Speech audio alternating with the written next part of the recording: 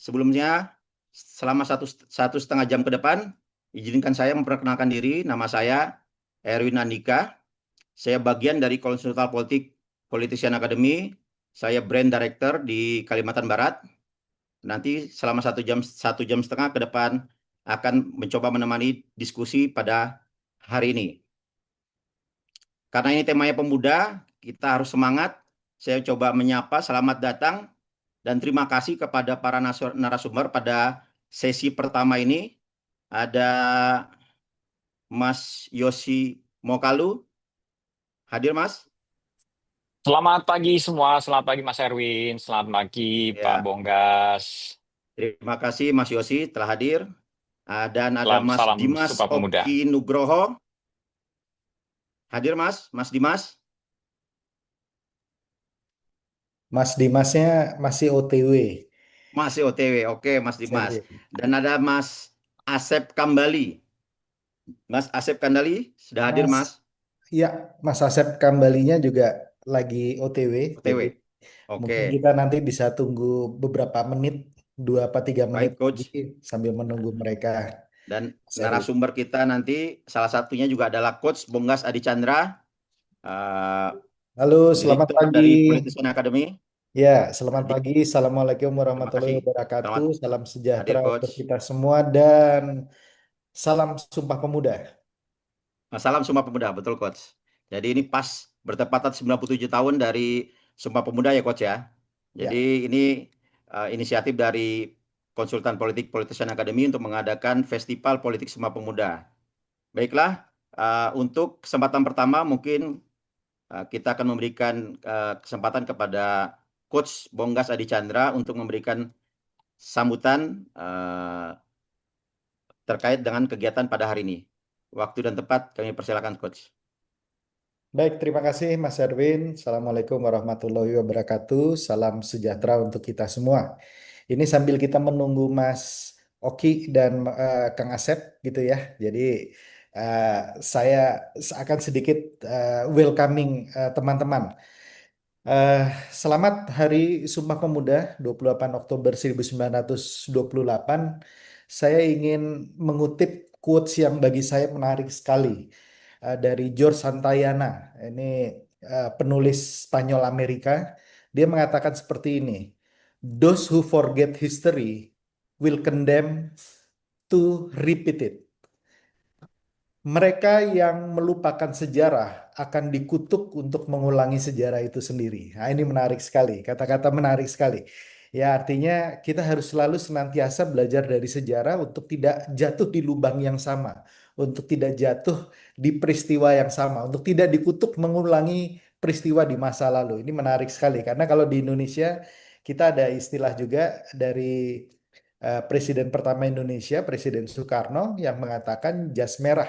Jangan sekali-sekali melupakan sejarah. Dan kenapa ini kami lakukan, Politician Academy menginisiasi kegiatan ini, intinya itu untuk mengingat kembali peristiwa 97 tahun yang lalu, tapi bukan cuman sebagai bagian dari sejarah, tetapi kemudian merefleksikan apa impactnya bagi kita sekarang gitu.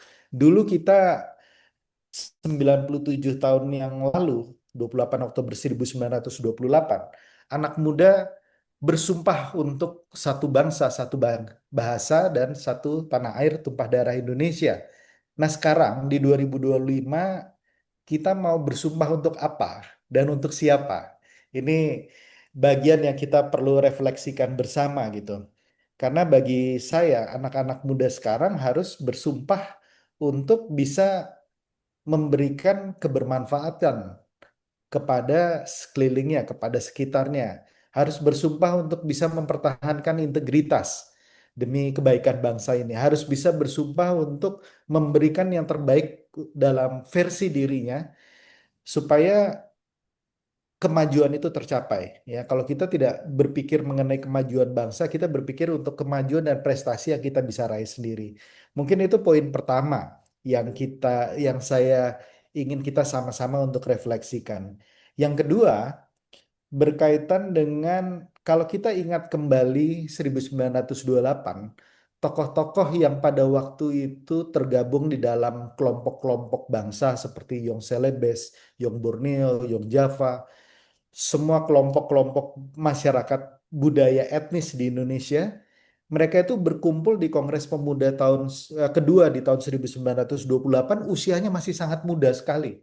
Ya, saya ambil contoh Muhammad Yamin. Itu usianya pada waktu itu masih 25 tahun. Akagani 23 tahun. Kemudian Amir Syarifuddin pada waktu itu usianya baru 21 tahun. Dan kemudian yang juga sangat mengena bagi saya, seorang pemuda memainkan ilustrasi biola di tanggal 28 Oktober 1928, instrumen tanpa lirik, ya. Beliau adalah Wage Rudolf Supratman yang kemudian menjadikan ilustrasi dan lagu tersebut sebagai lagu kebangsaan kita. Itu waktu itu W.R. Supratman umurnya masih 25 tahun. Jadi kalau kita lihat di 1928 betul-betul para pemuda ini bergerak bersama untuk bersumpah bagi satu bangsa, satu bahasa, dan satu tanah tumpah darah. Dan setiap pergerakan di bangsa ini dimulai dari gerakan pemuda. 1928, 1908 sebelumnya, 1928, 1945, 1966, 1998. Semua gerakan pemuda. Tapi kalau kita lihat sekarang, banyak sekali anak-anak muda yang merasa bahwa, wah, kalau urusan politik kita serahkan kepada yang lebih tua. Kita serahkan kepada yang lebih senior. Kita serahkan kepada orang, saya kan belum berpengalaman, saya kan nggak mempunyai jaringan network, saya kan nggak memiliki modal dan lain sebagainya. Jadi yang dipilih atau yang menjadi eh, fokus itu adalah kendala-kendala politis lainnya gitu ya dalam maju dan terjun ke dalam dunia politik. Nah ini kita mari bedah bersama karena kalau menurut saya kalau kita menganggap semua urusan bangsa ini diserahkan kepada yang lebih senior, ya itu sama aja kita mengingkari sejarah yang tadi kita udah sebutkan ya. Soekarno sendiri mendirikan PNI itu umur 26 tahun. Bayangkan, mendirikan partai politik besar di usia 26 tahun. Eh, Bung Hatta mendirikan pergerakan Indonesia di Belanda pada waktu mereka bersekolah itu di umur 28 tahun. Jadi banyak sekali eh, contoh founding fathers yang justru anak-anak muda. Kenapa kita sekarang kok kelihatannya kalau masalah politik kita serahkan kepada generasi yang lebih senior. Nah, dalam rangka inilah saya ingin berusaha untuk mari kita coba merefleksikan kembali gerakan kepemudaan ini supaya arah dari gerakan pemuda ini bisa baik dan sesuai seperti yang kita inginkan. Nah, kebetulan Mas Dimas Oki juga sudah bergabung. Tinggal Mas Asep kembali ya. Saya juga ingin berterima kasih kepada teman-teman yang sudah bersedia. Ini di Google Form kemarin yang daftar sampai 225 ya. Mudah-mudahan nanti makin ke tengah makin panas, makin hot. Kemudian berterima kasih sekali kepada para narasumber ya Kak Yosi yang jadwal panggungnya sedemikian padat tapi kalau berbicara mengenai pemuda selalu menyempatkan diri. Mas Dimas Oki juga luar biasa ya, anak muda yang berdiri di garis terdepan untuk menginisiasi anak muda lainnya untuk maju. Kemudian ada Kang Asep Kambali. Kang Asep Kambali ini historian sejarah yang dulu mungkin wilayah ini yang menyentuh adalah orang-orang tua. Tapi Kak Asep berhasil memberikan makna baru bagi sejarah dan mendirikan komunitas historian ya bagi anak-anak muda di seluruh Indonesia. Kemudian nanti di sesi kedua itu perempuan-perempuan cantik, perempuan-perempuan hebat, perempuan-perempuan pintar yang saya taruh di sesi kedua nanti itu luar biasa. Ada anggota DPRD, anggota DPD RI, ada yang menjadi anggota DPD pada usia 26 tahun. Ada yang berusia 27 tahun waktu pertama kali terpilih. Kemudian ada Mbak Novita, kemudian ada aktivis Perludem Mbak Ninis, kemudian ada Mbak Angki. Ya, sayang sekali Mbak Angela Ketum Perindo berhalangan hadir karena ada acara di Bandung. Tapi beliau kemudian menugaskan Mbak Angki ini. Mbak Angki ini juga luar biasa, pernah menjadi staf khusus Presiden Jokowi di periode lalu. Beliau nanti akan bicara di sesi kedua. Dan sesi ketiga juga nggak kalah hebatnya. Ya, para ketum dari gerakan-gerakan pemuda, ada HMI, ada GMNI, Mas Bagas, ada Mas Arjuna, kemudian ada Syafi'i, pemuda yang aktif sekali di panggung bisnis dan politik. Kemudian eh, banyak lagi yang lainnya, dan nanti mereka akan sharing langkah-langkah dan kemudian refleksi mereka terhadap Sumpah Pemuda. Mas Erwin juga terima kasih sudah bersedia menjadi moderator di acara ini. Saya yakin acara ini akan jadi menarik sekali dengan banyaknya pandangan dan refleksi dari teman-teman yang sudah berkecimpung dan sudah masuk terjun ke dalam dunia politik. Baik, itu terima kasih Mas Erwin untuk kesempatannya memberikan sambutan. Silahkan kembali ke Mas Erwin lagi. Oke, terima kasih Coach Bonggas atas sambutannya. Jadi kita mulai kegiatan sesi pertama kita ini. Temanya sangat menarik ini Coach, pilihannya. Gerakan Kepemudaan sebagai Penjaga Nilai Demokrasi. Ya, kita kalau bicara tentang sejarah kemerdekaan bangsa ini tentu tidak lepas dari namanya pemuda begitu. Bukan hanya tahun 28 Coach, tapi setelah tahun 28 itu juga kita sangat ingat peristiwa yang sangat fenomenal, yaitu yang kita kenal dengan peristiwa Rengas Dengklok gitu Coach. Ya. Kalau tidak karena ada pemuda, mungkin tidak jadi merdeka kita Coach pada zaman itu. Jadi istilahnya waktu itu ada bahasa penculikan Soekarno, tapi sebenarnya bukan penculikan, tapi mengamankan Soekarno dan Hatta pada saat itu, karena pada saat itu kan 15 Agustus 1945 itu Jepang menyerah pada sekutu, dan ditakutkan Indonesia malah tidak merdeka kalau tidak diamankan begitu, malah justru diserahkan ke sekutu begitu. Jadi pemuda sangat berperan di situ dalam mengamankan kegiatan itu pada saat itu. Nah ini jadi fenomena, dan itu fakta yang sejarah begitu Coach ya, yang telah terjadi. Nah pada hari ini kita mengetahui bersama bahwa ada namanya di Indonesia itu bonus demografi Coach. Lebih dari 52% penduduknya adalah anak muda di bawah usia 35 tahun. Jadi Gen Z ya, istilahnya Gen Z kini malah di pemilu 2024 kemarin itu jumlah pemilih dari Gen Z ini mendominasi, yaitu lebih dari 56% dari total pemilih di pemilu 2024. Sangat luar biasa kalau kita lihat dari angka-angka tersebut gitu. Artinya bahwa masa depan demokrasi di Indonesia itu benar-benar ada di tangan anak muda begitu. Tapi di sisi lain banyak juga survei atau berita mengatakan dari LSI atau Indikator Politik Indonesia menunjukkan bahwa pemuda ini lebih banyak apatis terhadap isu-isu politik formal gitu. Banyak yang tingkat kepercayaan terhadap para partai politik dan politisi itu sangat rendah. Ini fakta yang berdasarkan hasil survei. Nah ini kondisi ini kan menjadi kontradiktif gitu ya, menjadi alarm juga. Bagaimana caranya generasi muda pada hari ini tetap peduli dan kritis, tapi juga konstruktif gitu dalam menjaga nilai-nilai demokrasi. Nah, disinilah gerakan kepemudaan menjadi kunci, mulai dari gerakan berbasis sejarah, ekonomi kreatif, literasi digital, hingga advokasi sosial. Semua punya peran untuk membentuk ruang demokrasi yang sehat dan berkeadaban.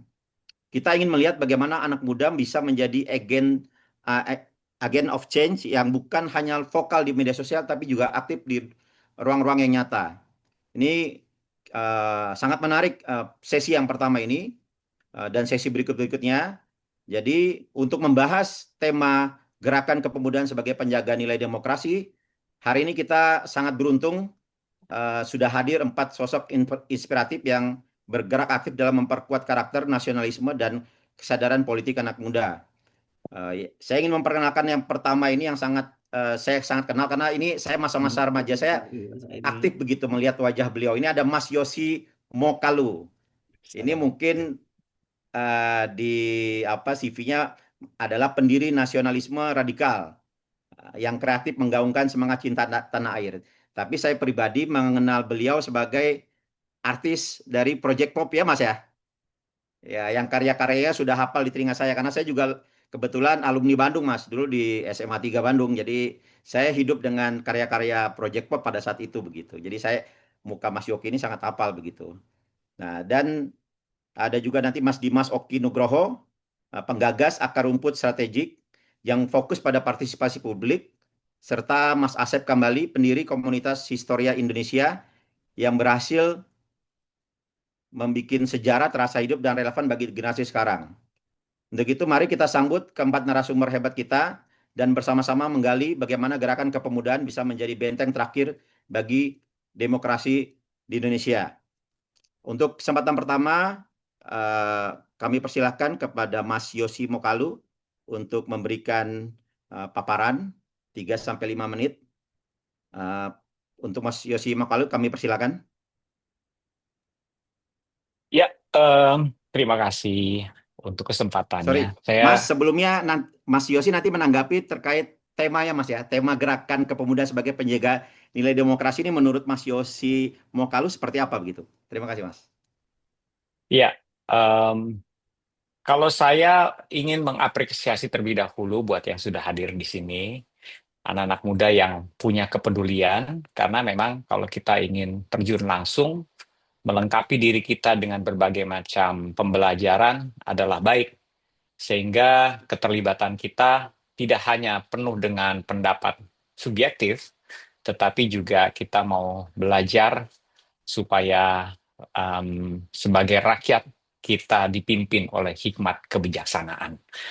Nah, terima kasih buat Politician Academy yang sudah mengadakan acara ini. Saya melihat ternyata acara Zoom, acara secara online, talk show secara online, atau apapun itu ya, diskusi secara online ini masih banyak sekali peminatnya. Saya melihat kolom chat ini banyak sekali teman-teman muda dari berbagai daerah. Terima kasih sudah mau meluangkan waktunya pagi-pagi, belajar sama-sama mendengarkan. Ini pasti juga nanti kita boleh mendengarkan pendapat mereka ya, dalam bentuk apakah itu tanya jawab atau mungkin di kolom chatnya, saya kurang tahu, nanti saya serahkan sama panitia aja. Tapi menanggapi dulu temanya, sebenarnya saya banyak setujunya dengan Kak Bonggas ini karena bukan karena kami berdua berasal dari fakultas yang sama dan angkatan yang sama. Kami berdua dari Unpar FISIP HI ya 89. Tetapi sejarah sendiri yang membuktikan bahwa betul adanya gerakan anak muda itu sering sekali menjadi tonggak sejarah. Makanya saya pikir memang gerakan anak muda itu kalau dikatakan penting untuk menjaga nilai demokrasi, bukan saja penting, sangat penting malah mungkin ya. Coba kita lihat dari dulu tadi sudah diutarakan ya, ada Rengas Dengklok, ada Sumpah Pemuda, jangan lupa juga reformasi. 98 yang masih terkini, itu motornya mahasiswa ya. Semuanya digerakkan oleh generasi muda yang peduli. Tapi memang kenapa acara seperti ini perlu sering diadakan atau diselenggarakan? Karena tantangannya berbeda sekarang. Bicara data aja ya, data BPS, kalau saya tidak salah ini kalau ya kurang lebih sepertiga anak muda yang aktif di organisasi sosial atau politik yang ditemukan. Padahal hampir semuanya itu kita bisa lihat di media sosial cukup banyak kalau bicara soal aktif ya. Tapi ini belum tentu pasti partisipatif nyata, aktif ya. Komentar-komentar ya, terlepas dari etis atau enggaknya komentarnya, tetapi mereka cukup awareness mereka tuh tinggi. Kalau nggak salah itu angka tepatnya itu sekitar 33% anak muda terlibat dalam organisasi sosial politik, dan ini dari data BPS ya 2024, dan 80% itu aktif di media sosial politik.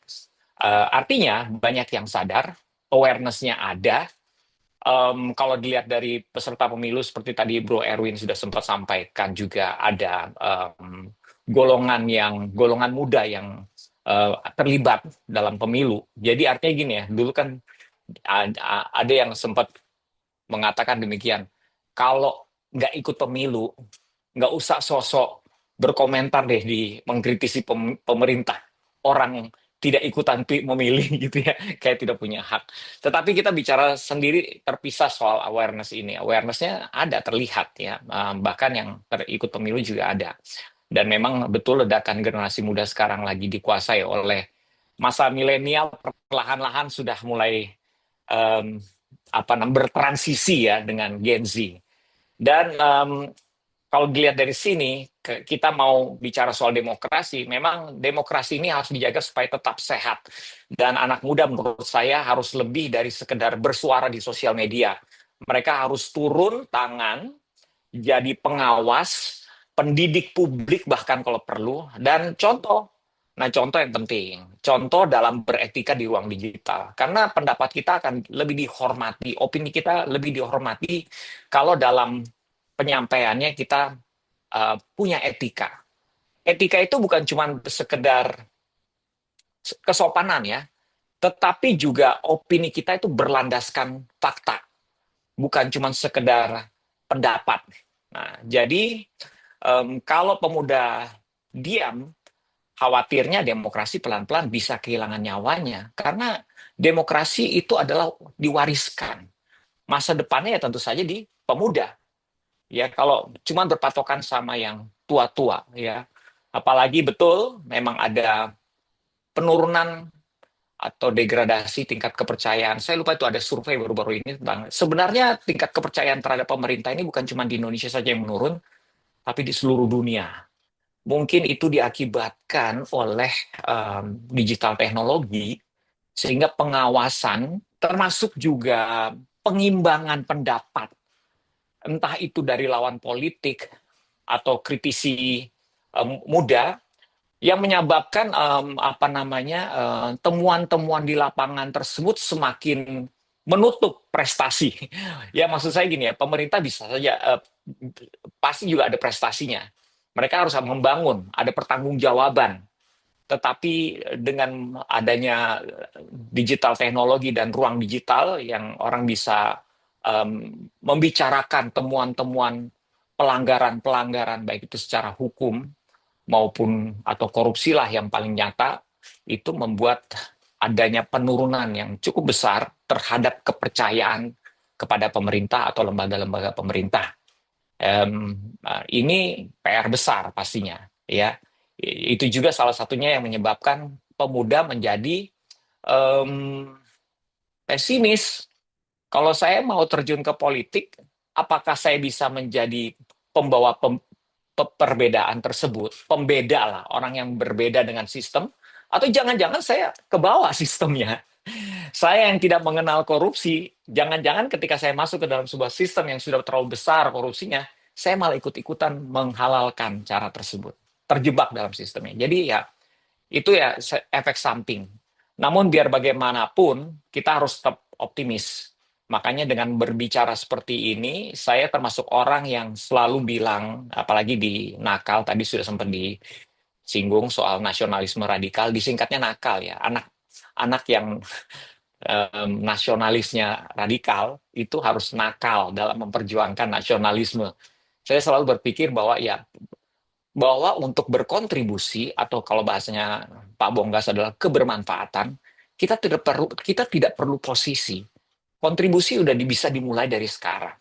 Posisi akan menjadi bonus ketika orang semakin percaya dengan apa yang kita sudah lakukan. Jadi maksudnya banyak orang yang cuma berpikir bahwa saya cuma bisa sebatas berkomentar di sosial media. Enggak, anak-anak muda, kamu bisa kok. Ya lihat aja dari contoh-contoh tadi, sudah contoh-contoh sejarah yang sudah diceritakan ya. Termasuk saya sendiri misalnya memulai segala sesuatu yang sifatnya menularkan nilai-nilai nasionalisme itu juga dari muda.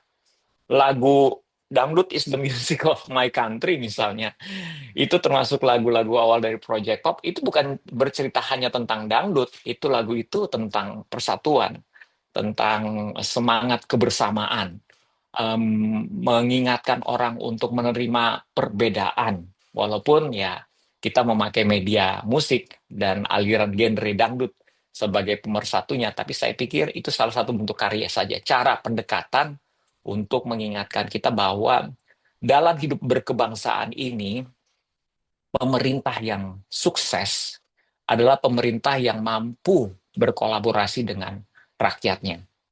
Setuju ya, saya yakin di sini setuju. Bukankah itu esensi dari sila keempat, kerakyatan yang dipimpin oleh hikmat kebijaksanaan dalam permusyawaratan perwakilan. Wakil tersebut harus dipercaya oleh rakyat. Kalau tidak dipercaya, jangankan kita memperjuangkan sebuah musyawarah yang bisa melayani semua kebutuhan. Jangankan kita sampai kepada poin kelima, keadilan sosial bagi seluruh rakyat ke Indonesia. Kalau tidak dipercaya, ya rakyat juga bertanya-tanya, siapa yang pilih mereka? Ya kan? Kita nanti akan berbicara lebih banyak di situ, karena saya rasa ini hanya pembuka saja. Kita diskusi juga, kalau saya tidak salah, ada poin-poin pertanyaan, dan saya tidak ingin mengambil waktu lebih banyak dari pembicara-pembicara yang lain yang juga pasti punya poin yang perlu menarik untuk disimak. Oke, Bung Erwin, silakan saya kembalikan kepada Bung Erwin. Baik, terima kasih Mas Kang Yosi Mokalu atas paparannya. Sangat menarik ini, mulai panas ini pagi-pagi ini kita disuguhi oleh paparan yang menarik gitu kan, dan pesertanya pun mungkin sudah meningkat, sekarang sudah 48 yang hadir di Zoom meeting pada siang hari ini. Memang saya juga iseng-iseng Google ya, mencari searching. Ternyata pemuda ini sudah sedemikian pentingnya sehingga ada undang-undang terkait kepemudaan ternyata. Walaupun undang-undang Ya. itu agak ketinggalan ya. Undang-Undang Nomor 40 tahun 2009 ternyata ada undang-undang tentang kepemudaan, tapi masih lama yang Undang-Undang 2009 ternyata gitu. Jadi dan di situ definisi kepemudaan itu maksimal 30 tahun. Nah, ini saya baru tahu bahwa pemuda itu, yang disebut pemuda itu maksimal 30 tahun. Padahal yang mungkin kita merasa masih pemuda ya Mas ya. Masih menganggap pemuda, ternyata pemuda itu 30 tahun begitu. Kalau Kak Untuk Yosi selanjutnya, selalu ya muda ya terus ya. coach. Ya coach, ya betul coach.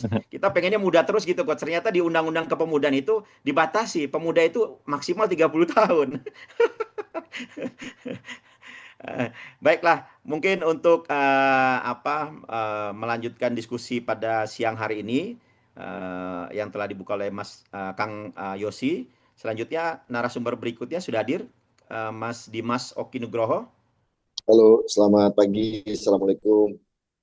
Ya, Rahayu, salam Mas sejahtera. Waalaikumsalam. Dimas ini Mas Dimas ini pendiri dari Akar Rumput Strategik dan fokus di strategi politik dan komunikasi publik. Jadi saya yakin diskusi kita pada siang hari ini isinya daging semua ini oleh Mas Dimas ini. Silakan Mas Dimas Oki Nugroho, saya persilakan Mas. Baik, terima kasih Mas Erwin ya. Betul Baik, Mas Erik Mas. baik kawan-kawan semua, selamat pagi, shalom, Om Swastiastu, Namo Buddhaya, salam kebajikan. Assalamualaikum untuk kita semua. Mas Bonggas, terima kasih. Mas Erwin, dan sebelumnya tadi ada Mas Yosi, serta kawan-kawan semua.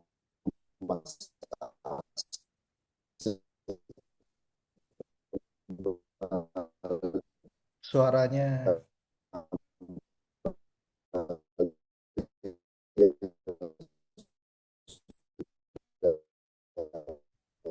Mas Dimas, suaranya Mas Dimas, suaranya tidak Mas. terdengar. Sepertinya jaringan. Iya, sepertinya jaringan. Bergabung, anak-anak muda, itu pilihan Mas. Oh, nggak masuk. Halo. Halo, Nah, sekarang udah. sekarang udah jelas. Tes, 1, 2. Silakan Mas. Oke. Silakan Mas Dimas, lanjut. Bisa suaranya? Sudah Mas Dimas, sudah jelas. Tadi agak terganggu jaringan kayaknya. Baik, terima kasih kawan-kawan. Selamat pagi. Assalamualaikum. Shalom, salam sejahtera, Om Swastiastu, Namo Buddhaya, salam kebajikan untuk kawan-kawan semua, Mas Bonggas, Mas Yosi, Mas Erwin, Mas Asep Kambali, yang sudah memberikan kesempatan untuk saya hadir di acara pagi ini. Selamat pagi juga, semangat pagi untuk anak-anak muda semua yang menjadi peserta dari acara Festival Politik Anak Muda ini dari Politician Academy. Tadi dari Aceh sampai Papua, saya perhatikan hadir dalam acara pagi ini luar biasa. Tadi juga ada Kang Asep Kambali, sejarawan kita. Mas, saya cuma ingin mastiin suara saya bisa didengar ya? Bisa, bisa, Mas. Tapi saya nggak Jelas. bisa dengar suara kalian di sana. Kenapa ya? Halo, bisa, Oke, Mas. baik. Silakan lanjut. Saya hanya ingin mengklarifikasi sedikit, Mas Erwin, kalau muda itu pilihan, tua itu udah takdir. Jadi kalau muda itu sesungguhnya tidak ada batasan politik ya. Kalau undang-undang itu kan tentunya ada kepentingan politik di sana. Jadi kalau muda itu sesungguhnya pilihan. Jadi siapapun bisa terus merasa muda. Kalau ada bintang film hebat di Amerika, dia adalah pegiat komunitas film independen namanya Robert Redford, baru meninggal beberapa waktu lalu. Itu dia muda terus karena produktif terus dan mampu memberikan inspirasi bagi banyak orang. Gitu. Dan dalam definisi UNESCO, anak muda juga itu dikaitkan dengan usia produktif dan itu masih lebih dari usia 30. Bung Karno menjadi presiden usia 46, Pak Harto usia 44, Obama kisarannya juga 40-an kalau tidak salah ya. Bill Clinton juga, dan itu menurut kita juga sesungguhnya masih muda. Donald Trump juga sesungguhnya masih merasa muda. Prabowo Subianto juga tentunya masih merasa muda terus. Artinya ini adalah bagaimana kita menyadari bahwa anak muda dan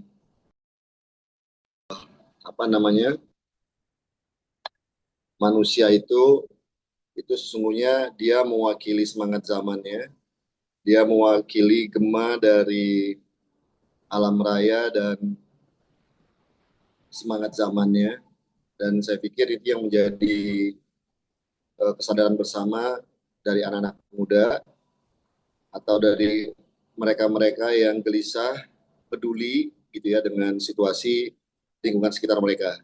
Dalam hal ini juga situasi negara bangsanya. Saya kebetulan, saya ingin disclaimer dulu, artinya background saya kira memang backgroundnya adalah seorang political scientist, status saya, S2 saya adalah international politics, geopolitics, dan seterusnya. Lalu kebetulan S3 saya antropolog.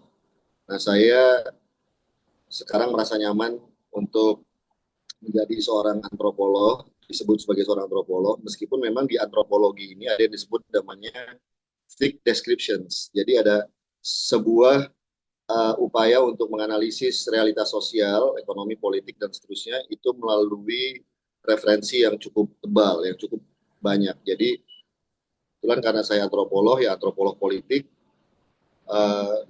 dalam mengkaji situasi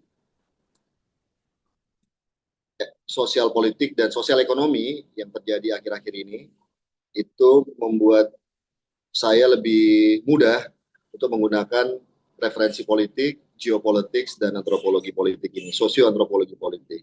Dan sesungguhnya ini yang memang bisa kita gunakan untuk melihat bagaimana proyeksi peran dan impact dari kehadiran generasi muda ya hari ini dan ke depan. Belajar dari apa yang terjadi ke belakang secara longitudinal, bukan hanya berangkat dari sejarah Indonesia modern, bahkan lebih daripada itu sesungguhnya bisa menjadi unit analisa kita untuk memberikan kita inspirasi ya, apa yang bisa kita lakukan atau kita antisipasi dalam menghadapi zaman yang terus bergerak dan uncertain, tidak pasti. Nah, tadi yang disampaikan tadi Mas Yosi itu benar ya, jadi artinya bagaimanapun setiap zaman ada orangnya ya, setiap fase sejarah itu ada aktornya, dan apa yang terjadi di era tahun 1928 itu bisa jadi semangat zamannya berbeda dengan semangat zaman hari-hari ini yang dihadapi oleh anak muda dan oleh kita semua. Tapi bahwa pesan humanismenya adalah sama, yaitu pertama adalah bahwa kita mewakili semangat zaman, bahwa kita mewakili suara alam raya dan isinya, gitu ya, dan kita menggemakannya itu valid. Dan satu-satunya yang juga yang menjadi sangat valid adalah kalau mengutip apa yang disampaikan oleh Presiden keempat kita, Kiai Haji Abdurrahman Wahid atau Gus Dur, yang menyatakan bahwa tugas manusia, apalagi anak muda ya, anak muda bagian dari kemanusiaan itu sendiri, adalah mencegah konflik yang berkepanjangan dan berdarah-darah antar sesama umat manusia. Ini saya pikir yang paling penting, dan kita bisa memastikan bahwa adanya keadilan sosial, kesejahteraan, dan kemuliaan hidup bersama itu bisa terwujud dalam sebuah negara bangsa atau sebuah entitas sosial masyarakat kita. Kalau kita perhatikan dalam konteks 1928, maka background sejarahnya adalah kemunculan anak muda terdidik yang sudah terekspos dengan pendidikan dan terekspos dengan sebuah pergerakan sosial ekonomi atau kesadaran sosial ekonomi ya bisa dikatakan, dan sosial politik. Sosial ekonomi karena dilatari oleh revolusi industri di Eropa pada saat itu, dan lalu kemudian juga didasari oleh semangat untuk bisa keluar dari dan juga ada semangat untuk bisa menentukan nasib hidup sendiri ya, keluar dari penjajahan dan kolonialisme dan imperialisme. Jadi kesadaran untuk membuat sebuah nation state itu sudah terwujud, dan untuk menyamakan atau menyatukan sebuah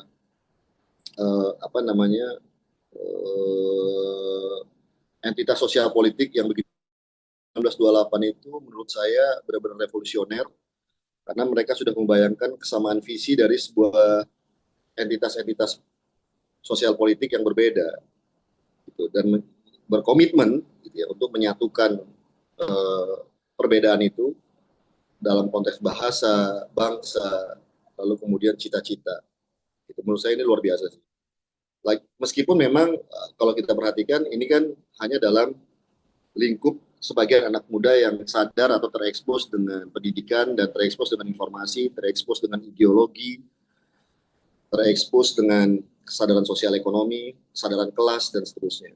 Meskipun saya yakin di luar mereka, di luar ruangan itu, di luar dari pertemuan itu, masih banyak anak-anak muda sesungguhnya yang juga nggak tahu apa-apa juga atau tidak paham tentang situasi, tidak tergerak, tidak mendapatkan getar ya dari keinginan untuk bersatu tadi. Tapi anggaplah ini sebagai sebuah kita potret sebagai sebuah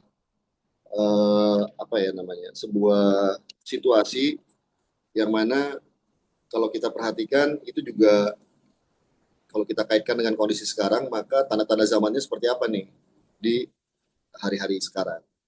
Itu karena kalau kita perhatikan setelah 1928, maka ada kejadian-kejadian yang mungkin peristiwa-peristiwa politik yang mungkin Kang Asep bisa melengkapi ya, tapi artinya memahami banget bahwa setelah itu ada pergerakan-pergerakan politik ya dari anak-anak muda yang kemudian mendirikan partai politik, membuat pergerakan, melakukan sosialisasi politik kepada banyak anak-anak muda lain. Dan kita perhatikan puncaknya 1928 itu adalah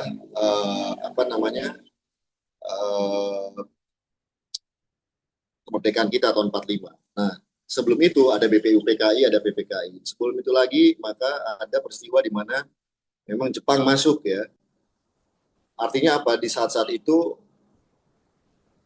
sesungguhnya yang saya bayangkan dari semangat zamannya adalah ada antisipasi di mana akan ada perubahan zaman yang harus diantisipasi oleh seluruh kekuatan politik yang sedang bertarung ya atau sedang eksis di dunia saat itu, bahwa ada kekuatan baru yang akan muncul dan bahwa ada kekuatan lama yang sedang susah payah dalam menghadapi situasi, bahwa ada transformasi zaman yang sedang dihadapi. Dan tahun 1920-an itu menurut saya kalau kita lihat dari jurnal-jurnal di saat itu yang masih bisa kita akses sampai sekarang, sudah ada bayang-bayang kekuatan atau ide-ide baru yang muncul ya bersamaan dengan sudah semakin obsolitnya, sudah semakin menuanya ya kekuatan-kekuatan lama ya yang terjadi. Jadi ada situasi yang memang sangat diantisipasi bahwa akan ada perubahan besar ke depan.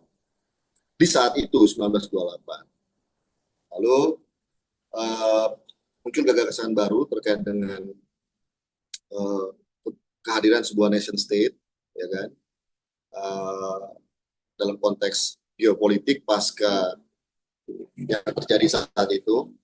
Lalu kita perhatikan juga jika teman-teman memahami bahwa itu kan terjadi mungkin kurang lebih antara Perang Dunia Pertama ya, antara akhir Perang Dunia Pertama jelang Perang Dunia Kedua.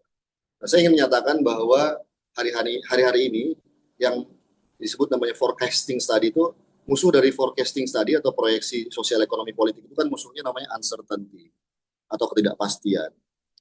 ya kan? Kalau bicara forecasting study ini dulu yang sering mengutarakan ini Presiden kita ke-6 Pak SBY.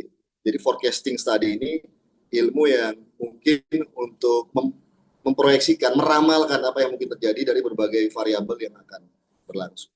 Nah, poin saya adalah bahwa anak-anak muda yang menjadi aktor bersejarah hari ini harus memahami proyeksi sejarah yang mungkin akan terjadi, karena bagaimanapun sebuah kekuatan kecil atau sebuah perkumpulan pertemuan-pertemuan kecil akan menjadi sebuah peristiwa besar jika dia seiring sejalan dengan sebuah proyeksi besar yang mungkin akan terjadi ke depan. Yang ingin saya sampaikan adalah pertemuan 1928 itu yang diwakili oleh sejumlah anak-anak muda itu menjadi valid dan menjadi impactful ketika memang dia seiring sejalan dengan proyeksi atau possibility yang mungkin terjadi ke depan, ya kan? Sehingga kemudian daya gedornya, daya larinya dan impact-nya itu menjadi menjadi juga cukup kuat, ya. Dan lalu hasilnya adalah kemerdekaan Indonesia. Nah, seiring dengan berakhirnya Perang Dunia Kedua ya waktu itu, dan kemunculan kekuatan-kekuatan baru pasca Perang Dunia Kedua. The point is, yang kalau kita perhatikan sekarang, apa yang mungkin tadi yang tawaran Mas Yosi, Mas Bonggas di awal, dan kemudian Mas Erwin, adalah bagaimana kita anak muda hari ini Indonesia itu merumuskan apa yang mungkin akan terjadi ke depan dengan mencoba untuk merumuskan apa yang menjadi concern hari ini bagi anak muda, sekaligus untuk mengantisipasi yang mungkin terjadi ke depan, belajar dan berkaca dari apa yang terjadi di belakang. Hari ini menurut saya adalah yang kita perhatikan tadi disampaikan oleh Mas Yosi bahwa hampir semua masyarakat dunia itu tidak percaya pada pemerintahnya, dan mereka memiliki grievance, ya kalau dalam social movement itu memiliki sebuah keluhan, ya. Dan kemudian keluhan ini bertransformasi menjadi sangat serius ya terhadap kepercayaan terhadap pemerintahannya. Dan itu rata-rata memang dilakukan oleh banyak anak-anak muda, kawan-kawan. Demo kita di Indonesia yang terjadi tanggal 20 berapa itu, bulan Agustus, itu menunjukkan bahwa itu sesungguhnya anak-anak muda menjadi penggeraknya. Di Nepal, anak-anak muda. Di Paris, anak-anak muda. Di London juga anak-anak muda. Dengan berbagai motif, alasan, dan seterusnya. Nah, kita lihat memang ada sebuah situasi di mana yang kita sebut namanya the declining of middle class. Jadi ada penurunan kelas menengah. Ya memang itu kelas menengah itu sesungguhnya yang menjadi aktor par excellence-nya adalah anak-anak muda, petit bourgeoisme. Jadi bourgeoisie kecilnya adalah anak muda yang memang mereka tentunya menuntut kepastian terkait dengan lapangan kerja, keberlanjutan sosial ekonomi mereka, dan seterusnya. Dan itu bisa dipahami ketika memang di saat sekarang sosial ekonominya sedang naik turun, harga-harga komoditas meninggi, biaya pendidikan meninggi, ketidakpastian lapangan kerja, dan seterusnya. Ada ancaman kontraksi ekonomi di sana. Nah, ini satu hal yang menurut saya menjadi penting. Nah, yang kedua, yang juga kita harus perhatikan, baru-baru lalu, saya mungkin cerita sama Mas Bonggas, ini sedikit antropolog ini kalau ini. Jadi ada kita buat acara pertemuan sejumlah dalang dan kuncen di selatan Jawa Timur. Jawa Tengah juga masuk nih ceritanya. Jadi wayang yang kemudian di akhir aktivitas perwayangan itu, di dini hari, maka kita ketemu sebuah narasi yang menurut saya cukup bisa merepresentasikan situasi yang sedang terjadi atau yang akan terjadi, yang disebut oleh sang dalangnya adalah Pandawa Mulat Sirnaning Temanten. Pandawa Mulat Sirnaning Temanten ini kita cari-cari referensi akademiknya. Mungkin ini dimaksud adalah ini bisa jadi sebuah candra sengkolo, jadi sebuah simbolisasi tahun Jawa ya. Nah, Pandawa Mulat Sirnaning Temanten itu juga kalau kita pahami secara langsung itu juga berarti Pandawanya mulat, Pandawanya sudah bergerak, ya kan? Maka dan di saat yang sama ada temanten, ada penganten yang kemudian buyar. Nah, kalau kita artikan dalam konteks filosofikal, jadi kebaikan itu mungkin akan bergerak, akan tumbuh, kesadaran untuk memunculkan sebuah kebenaran yang sejati itu akan mulai tampil, lalu kemudian semua interaksi-interaksi, koalisi-koalisi perjanjian-perjanjian yang mungkin tidak sejalan dengan nilai-nilai kebaikan itu sendiri akan terbongkar. Dalam Candra Sengkolo, maka Pandawa Mulat itu ada Pandawa itu 5, Mulat itu kita artikan 2, karena Mulat itu antara ke kiri atau ke kanan, ke atas, ke bawah. Jadi 5-2, Sirna itu 0, dan Temanten itu 2. Jadi kalau dibalik itu 2025. So this is the momentum 2025, ya kalau dibalik 2025, itu adalah munculnya sebuah pergerakan baru, munculnya sebuah kesadaran baru yang ingin merevisi ya praktek-praktek kenegaraan kebangsaan yang tidak benar atau sosial politik sosial ekonomi yang tidak benar di masa lalu itu kemudian hendak ditegakkan kebenaran itu oleh para bocah-bocah Angon ya anak-anak muda hari ini ya kalau kata Prabu Siliwangi Budak Angon budak-budak Angon anak-anak muda hari ini yang lunyu-lunyu penekno meskipun licin, meskipun penuh zigzag, meskipun keras tantangannya, tapi tetap manjat, tetap naik. Ya, lunyu-lunyu penekno belimbing kui untuk mendapatkan kebaikan tertinggi, the ultimate truth, yaitu adalah yang diilustrasikan sebagai belimbing ya, oleh para wali songo kita. Nah, jadi ini adalah momentum di mana anak-anak muda bangkit, ya kan? Pandawanya Mulat, kebenarannya itu terusik, lalu kemudian bangkit dan muncul sebuah komitmen bersama untuk finish is finish dalam arti bagaimana menyelesaikan, menghentikan semua praktek-praktek yang tidak benar selama ini dan kemudian mewujudkan sebuah kebenaran yang lebih baik. Tentunya belajar dari sejarah, seperti yang saya sampaikan tadi bahwa kita belajar dari pengalaman sejarah, jangan sampai kita kemudian terkoyak oleh situasi konflik yang tidak produktif, yang kemudian justru memecah negara bangsa ini dan lalu kemudian menghasilkan sebuah konflik horizontal yang tidak baik. Dan kita punya referensi lama. Dan inilah menurut saya keunikan dari generasi bocah Angon hari ini, generasi Z, bahwa mereka punya wisdom atau hikmat kebijaksanaan yang disampaikan oleh Pancasila. Ya. Jadi karena mereka terpapar oleh media sosial begitu cepat dan intens, sehingga kemudian bisa mendapatkan konten pro dan kontra secara cepat. Mereka belajar dengan cepat juga antara tesis, antitesis, dan sintesis itu dengan very quick, yang menghasilkan sebuah wisdom. Dan bagi saya hari ini adalah keunikan dari anak-anak muda hari ini, Gen Z ini, ya kan mereka punya kesadaran wisdom tadi yang mereka ingin menghindarkan, yang insya Allah bisa menghindarkan bangsa dan negara bangsa ini dari sebuah pengalaman traumatis yang sebagaimana terjadi di era-era sebelumnya. Sekaligus juga membongkar, mendekonstruksi pengalaman praktek-praktek atau yang tidak benar, ya kan? Lalu kemudian menyusun kembali ya apa yang bisa dilakukan oleh bangsa ini. Nah, terakhir, Mas Erwin, sebagai pancingan dalam diskusi awal ini bahwa yang menarik adalah bagaimana kita memproyeksikan ke depan. Bahwa hari ini menurut saya ya kalau kita bicara bahwa bagaimana manusia dan anak muda itu menyuarakan sebuah suara zaman, maka hari ini kalau kita perhatikan konsepsi negara bangsa ini sebagai pancingan diskusi aja. Dalam konteks nation state, maka ini juga punya beban sejarah dan beban ekonomi politik hari ini yang menurut saya tidak bisa dibantahkan. Itu sesungguhnya memiliki hampir semua negara bangsa ini punya kesamaan problem, right? Dan kalau kita perhatikan, jadi sebelumnya dulu kan kita sebelum nation state ini modelnya imperium. Lalu kemudian imperium ini buyar, muncul nation state, ya kan? Dan sekarang itu ternyata akhir-akhir ini muncul lagi upaya untuk melakukan sebuah konvergensi ya antar negara bangsa. Kita lihat itu di Uni Eropa. Negara Inggris misalnya buat Commonwealth.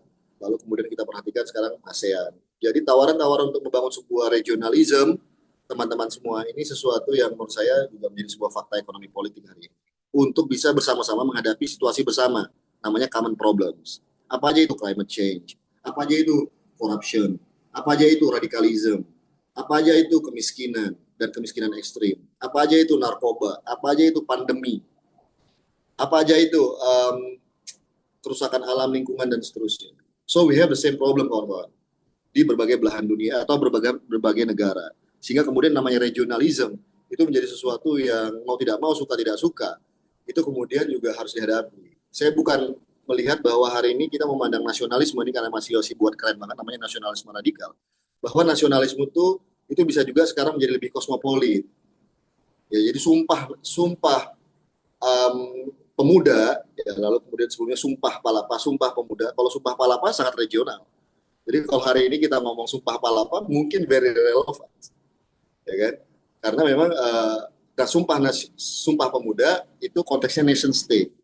Ya, tadi saya ceritakan background ekonomi politik yang berkembang pasca revolusi industri, Perang Dunia Pertama, keruntuhan negara-negara emporium, lalu kemudian kemunculan Perang Dunia Kedua, kemudian 45, ya, dan lalu anak muda sebagai penggeraknya waktu itu, tahun 28, sebagai pengantar ke pintu gerbang kemerdekaan Indonesia, nation state, ya, proyeknya para founding father kita waktu itu. Dan sekarang kita takzimi sebagai sebuah negara bangsa. The point is, ya kan, kita harus juga melihat proyeksi ke depan bahwa yang namanya regionalism dengan mempertimbangkan berbagai kesamaan problem, tantangan, dan proyeksi ke depan, dan kesamaan kita sebagai umat manusia, dan kesamaan kita untuk menghadapi musuh-musuh yang sama, ya kan, maka ini juga menjadi sebuah tantangan tersendiri. Bagaimana kita anak-anak muda Indonesia sebagai penggerak sejarah atau Nusantara, para bocah Angon, bisa juga sesungguhnya dengan jiwa besar dan dengan cerdas bisa mengantisipasi apa yang akan terjadi ke depan. What will happen? Karena negara bangsa ini juga problemnya sama, korupsi, ketidakefisienan birokrasi, lalu kemudian oligarkisme. Di saat yang sama muncul kesadaran-kesadaran sejati terhadap kecintaan terhadap Nusantara, nilai-nilai yang mungkin itu terlupakan di era rejim-rejim yang sebelumnya karena keinginan untuk melakukan sebuah penyeragaman secara politik, dan muncul kembali keinginan untuk kembali mencari jati diri dari sebuah negara bangsa. Saya pikir itu bisa kita lihat semua indikatornya di media sosial hari ini, kawan-kawan. Dan anak-anak muda bagaimana mereka mencoba untuk mencari sejarahnya, akarnya. Dan lalu muncul keinginan-keinginan untuk menjadi kehidupan yang lebih mindfulness, yang berlebih memiliki impact, ya, ketenangan sejati. Ini menurut saya sangat khas Nusantara yang tidak bisa kita temukan mungkin di negara-negara lain, karena memang konteks negara bangsa kita, Nusantara kita, geografi kita yang juga sangat unik.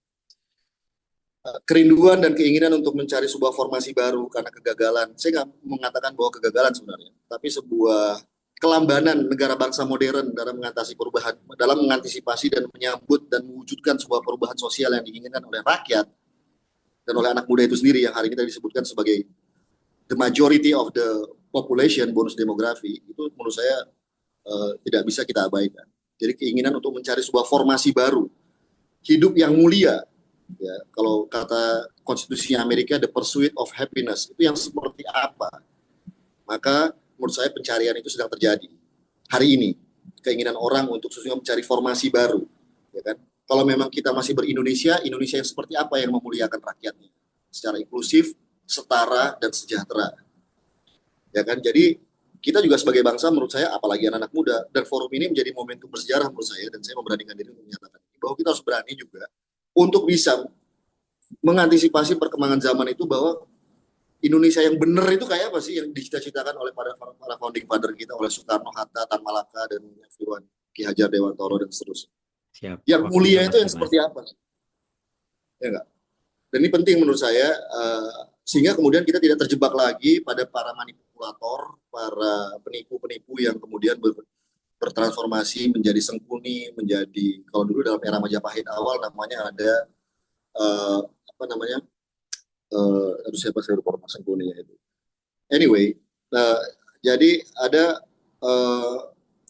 Halayuda, Mapati Halayuda, ya, dan lalu kemudian kita bisa belajar untuk bisa memastikan bahwa Indonesia atau sebuah entiti negara bangsa yang betul-betul bisa memuliakan harkat martabat manusia secara optimal itu menjadi terwujud. Baik, terima kasih Mas. Sorry ini Mas Erwin, Mas Bugas, Mas Asad, dan Mas Si, dan kawan-kawan semua agak panjangan, tapi ini pancingan bagi kita bahwa kita jangan ragu, jangan takut untuk menghadapi masa depan, ya kan? Bahwa namanya transformasi zaman akan terjadi, ya kan? Dan bahwa kita harus bisa belajar dari sejarah. Ini ada Kang Asep luar biasa, dan kita bisa memproyeksikan ke depan bahwa untuk bagaimana kita mewujudkan Indonesia sebenar-benarnya, Indonesia ini yang kita inginkan oleh konstitusi maupun diinginkan oleh para founding father kita dan para anak-anak muda kita ke depan. Terima kasih. Assalamualaikum warahmatullahi wabarakatuh. Waalaikumsalam warahmatullahi wabarakatuh. Sesuai dengan dugaan saya, ini daging semua ini Mas Dimas ini diskusinya. Jadi memang tadi saya pengen bertanya mengkaitkan dengan tema hari ini, bagaimana pendapat Mas Dimas tentang gerakan kepemudaan sebagai penjaga nilai demokrasi. Tapi nanti mungkin kita uraikan lebih jauh di sesi tanya jawab aja Mas Dimas. Karena menarik, karena saya juga bertanya-tanya gitu, dengan generasi muda sekarang ini agak ada perbedaan dengan zaman saya dulu. Zaman sekarang saya lihat tidak ada pelajaran sejarah begitu. Nah, ini di dalam kurikulumnya tuh hilang begitu sejarah itu. Dan kita tahu juga gitu, zaman kita dulu ada namanya penataran P4, nah zaman sekarang nggak ada. Nah, ini apakah nanti pemuda ini bisa diberikan tanggung jawab sebagai gerakan penjaga nilai demokrasi atau tidak, nanti mungkin kita uraikan lebih jauh di sesi tanya jawab untuk Mas Dimas. Selanjutnya untuk narasumber berikutnya, Mas Asep kembali. Sudah hadir Mas? Mas Asep kembali, pendiri Komunitas Historia Siap, Indonesia. siap, siap. Ini sejarawan, jadi kita akan melihat benang merah dari sejarah Indonesia terkait kepemudaan. Ini menarik karena ini lengkap ini materi narasumber hari ini, sehingga sesinya pun semakin ramai. Sekarang sudah 56 yang hadir menyaksikan. Untuk mempersingkat waktu, kepada Mas Asep kembali, saya persilakan Mas, silakan Mas. Siap. Selamat pagi. Assalamualaikum warahmatullahi wabarakatuh. Salam sejahtera untuk kita Waalaikumsalam semua. warahmatullahi wabarakatuh. Om Swastiastu, Namo Buddhaya, salam kebajikan, salam Indonesia, salam Pancasila. Kawan-kawan, saya lihat di sini tadi pas saya masuk Bang Yosi lagi bicara. Kemudian saya mohon maaf terlambat ya, tadi Bang Dimas juga. Saya berterima kasih ke Bang Bonggas ini dari Political Academy ya, yang sudah berkenan meminta kita gitu, kami komunitas Historia Indonesia, untuk memberikan perspektif yang berbeda. Apa yang disampaikan Bang Yosi ya, soal bagaimana pemuda harus memiliki peran, kemudian tadi Bang Dimas ada perspektif historis gitu ya. Saya kira hari ini bangsa Indonesia memang sejatinya punya pemahaman yang menyeluruh ya terhadap kalau saya sebut sebagai historical consciousness ya, kesadaran sejarah gitu. Kenapa? Karena kesadaran sejarah itu ia merupakan landasan daripada kesadaran nasional gitu ya. Nah, kesadaran sejarah bukan hanya kita ngopenin masa lalu ya. Kesadaran sejarah itu adalah bagaimana kita bisa membuat atau menghubungkan masa lalu, masa kini, dan masa depan itu secara baik gitu. Nah, agar apa yang terjadi hari ini dengan fenomena-fenomena yang mungkin saja orang mengatakan ini lebih berat gitu. Oh, ini lebih mudah kok seharusnya gitu. Tapi kenapa misalnya yang kita hadapi hari ini persoalan politik kok semakin rumit ya gitu. Lah itulah buah daripada apa yang terjadi di masa lalu. Saya kira di masa lalu para pemuda bangsa Indonesia menghadapi tantangan yang mereka hadapi itu dengan cara-cara yang kurang lebih sama mungkin dengan kita hari ini gitu. Tetapi mereka ada dilandasi oleh keinginan yang kuat gitu ya, oleh satu visi yang maha berat, barangkali yang maha besar. Sekarang visi kita sudah divergent gitu ya, tidak konvergen lagi gitu. Setiap orang punya pandangan politik yang berbeda, setiap orang punya acuan, punya tujuan dan lain sebagainya. Dan yang disayangkan adalah tujuan berbangsa dan bernegara yang semakin bias gitu ya. Nah, kita sadar bahwa bangsa ini terdiri dari berbagai bangsa gitu, dari Aceh hingga Papua gitu. Tapi jangan salah, dalam Sumpah Pemuda ada orang Betawi, ada orang Arab, ada orang Cina gitu. Mereka ikut deklarasi Sumpah Pemuda gitu ya, dari Aceh sampai Papua, ditambah orang Arab, orang Cina ya, dan juga bangsa-bangsa lain, dan juga mereka dari berbagai latar belakang agama. Nah, Sumpah Pemuda saya kira adalah tonggak daripada sejarah bangsa yang maha penting tadi. Kalau Bang Dimas bilang dia adalah nation state, gitu ya. Sebenarnya state dalam artian negara itu baru ada di 1945. Nation juga baru ada di 1945. Tapi prosesnya memang tidak ujuk-ujuk kan. Ada proses yang dirumuskan, dikomitmenkan ya, disepakati gitu yang belakangan pada saat awal-awal kita merdeka baik sebagai bangsa maupun negara, mereka itulah yang menjadi para pemimpinnya. Gitu ya. Dari para pemuda yang dulunya mendeklarasikan Sumpah Pemuda, ya mereka kemudian menjadi menteri, menjadi para pejabat di kemudian hari gitu. Nah, itu sejarah gitu. Nah, saya kira saya ada beberapa presentasi ya yang saya ingin share gitu, tapi mungkin mudah-mudahan bisa dengan waktu yang terbatas ini gitu ya. Sebentar. Kenapa mungkin supaya ada gambaran gitu apa mengenai semestinya bagaimana kita melihat eh, atau mau cara pandang itu ya, cara pandang terhadap bangsa dan negara itu gitu. Nah, mudah-mudahan sudah tampil ya presentasi saya. Jadi dalam konteks kehidupan berbangsa ini, saya mencoba melihat 3 variabel gitu ya. Ada pemuda, ada sejarah, ada memori kolektif bangsa gitu. Nah, kebetulan sejak tahun 2021 saya diminta jadi dewan pakar di Komite Memori Kolektif Bangsa di ANRI.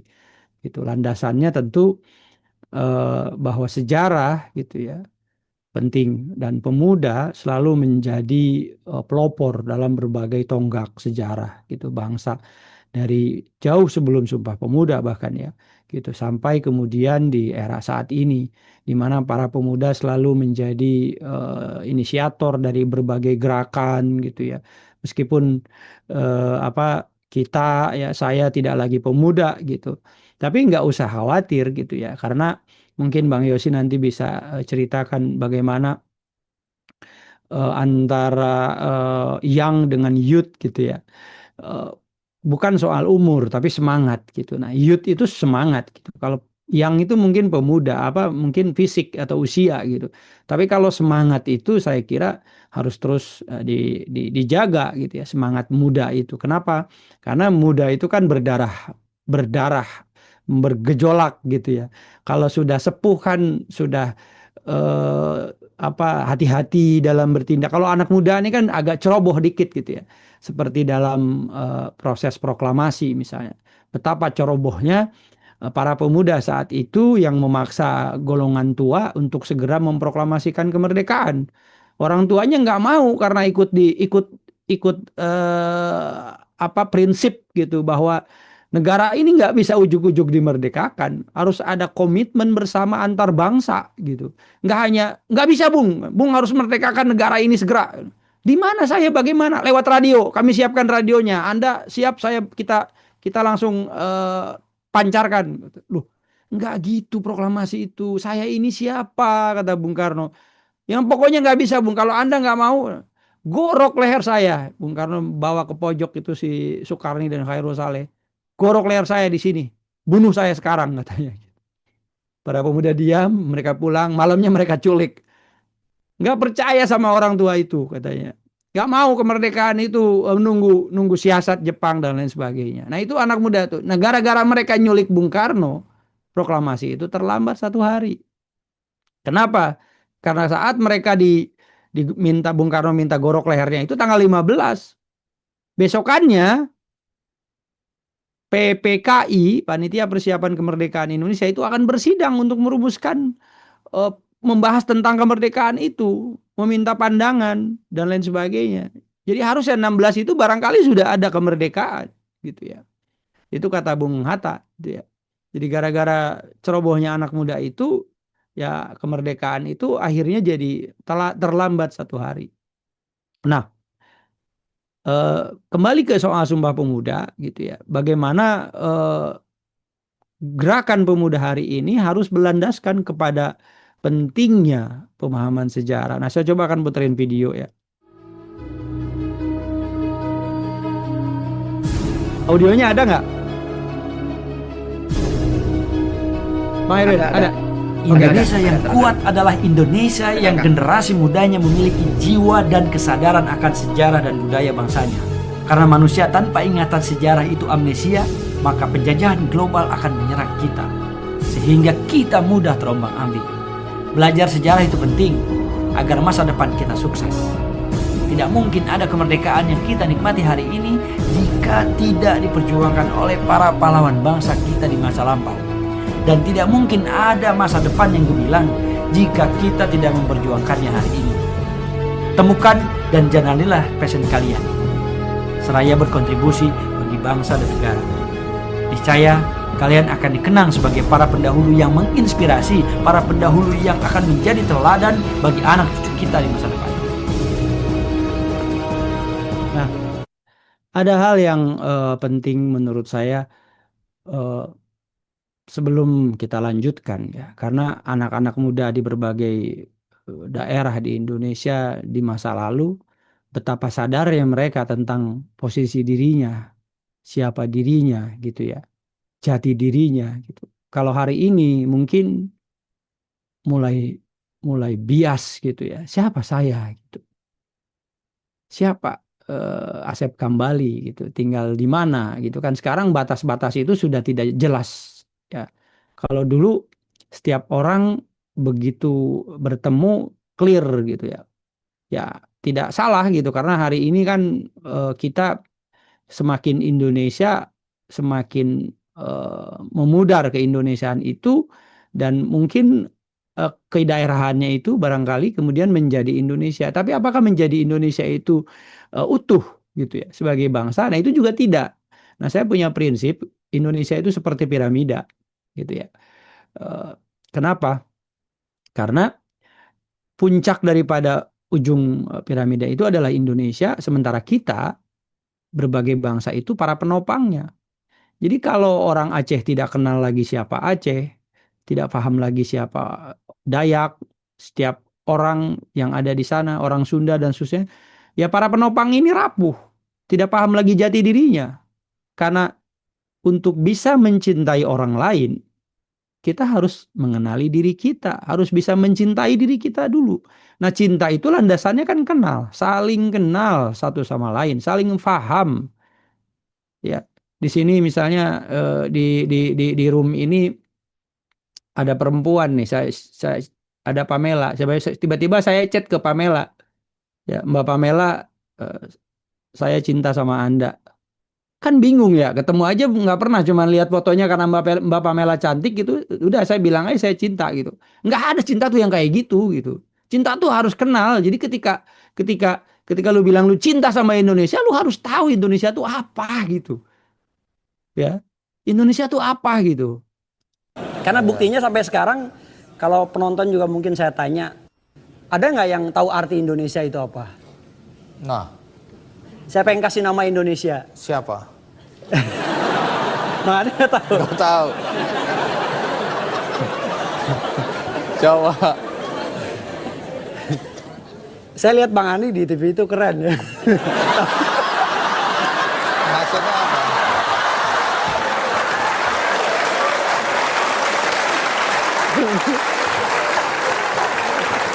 Maksudnya apa? Tadi di belakang kan. Kelihatan keren tapi bodoh gitu. Maaf. Jadi nggak enak. Coba, siapa yang tahu? Siapa yang kasih nama Indonesia? Berarti ada banyak orang bodoh seperti saya.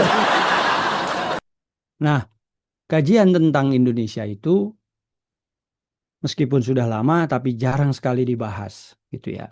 Saya bertanya itu tahun 2012, konteks tahun itu ya. Kalau Anda cari di internet tentang Indonesia, jarang atau bahkan mungkin tidak bisa Anda temukan.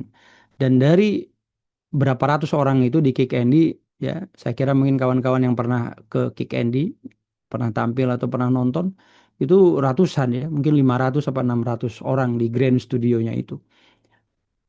Tidak ada gitu. Ya, meskipun saya tahu ada banyak anggota komunitas Historia yang hadir gitu. Nah, jadi kalau sekarang Anda Google asal-usul nama Indonesia sudah banyak.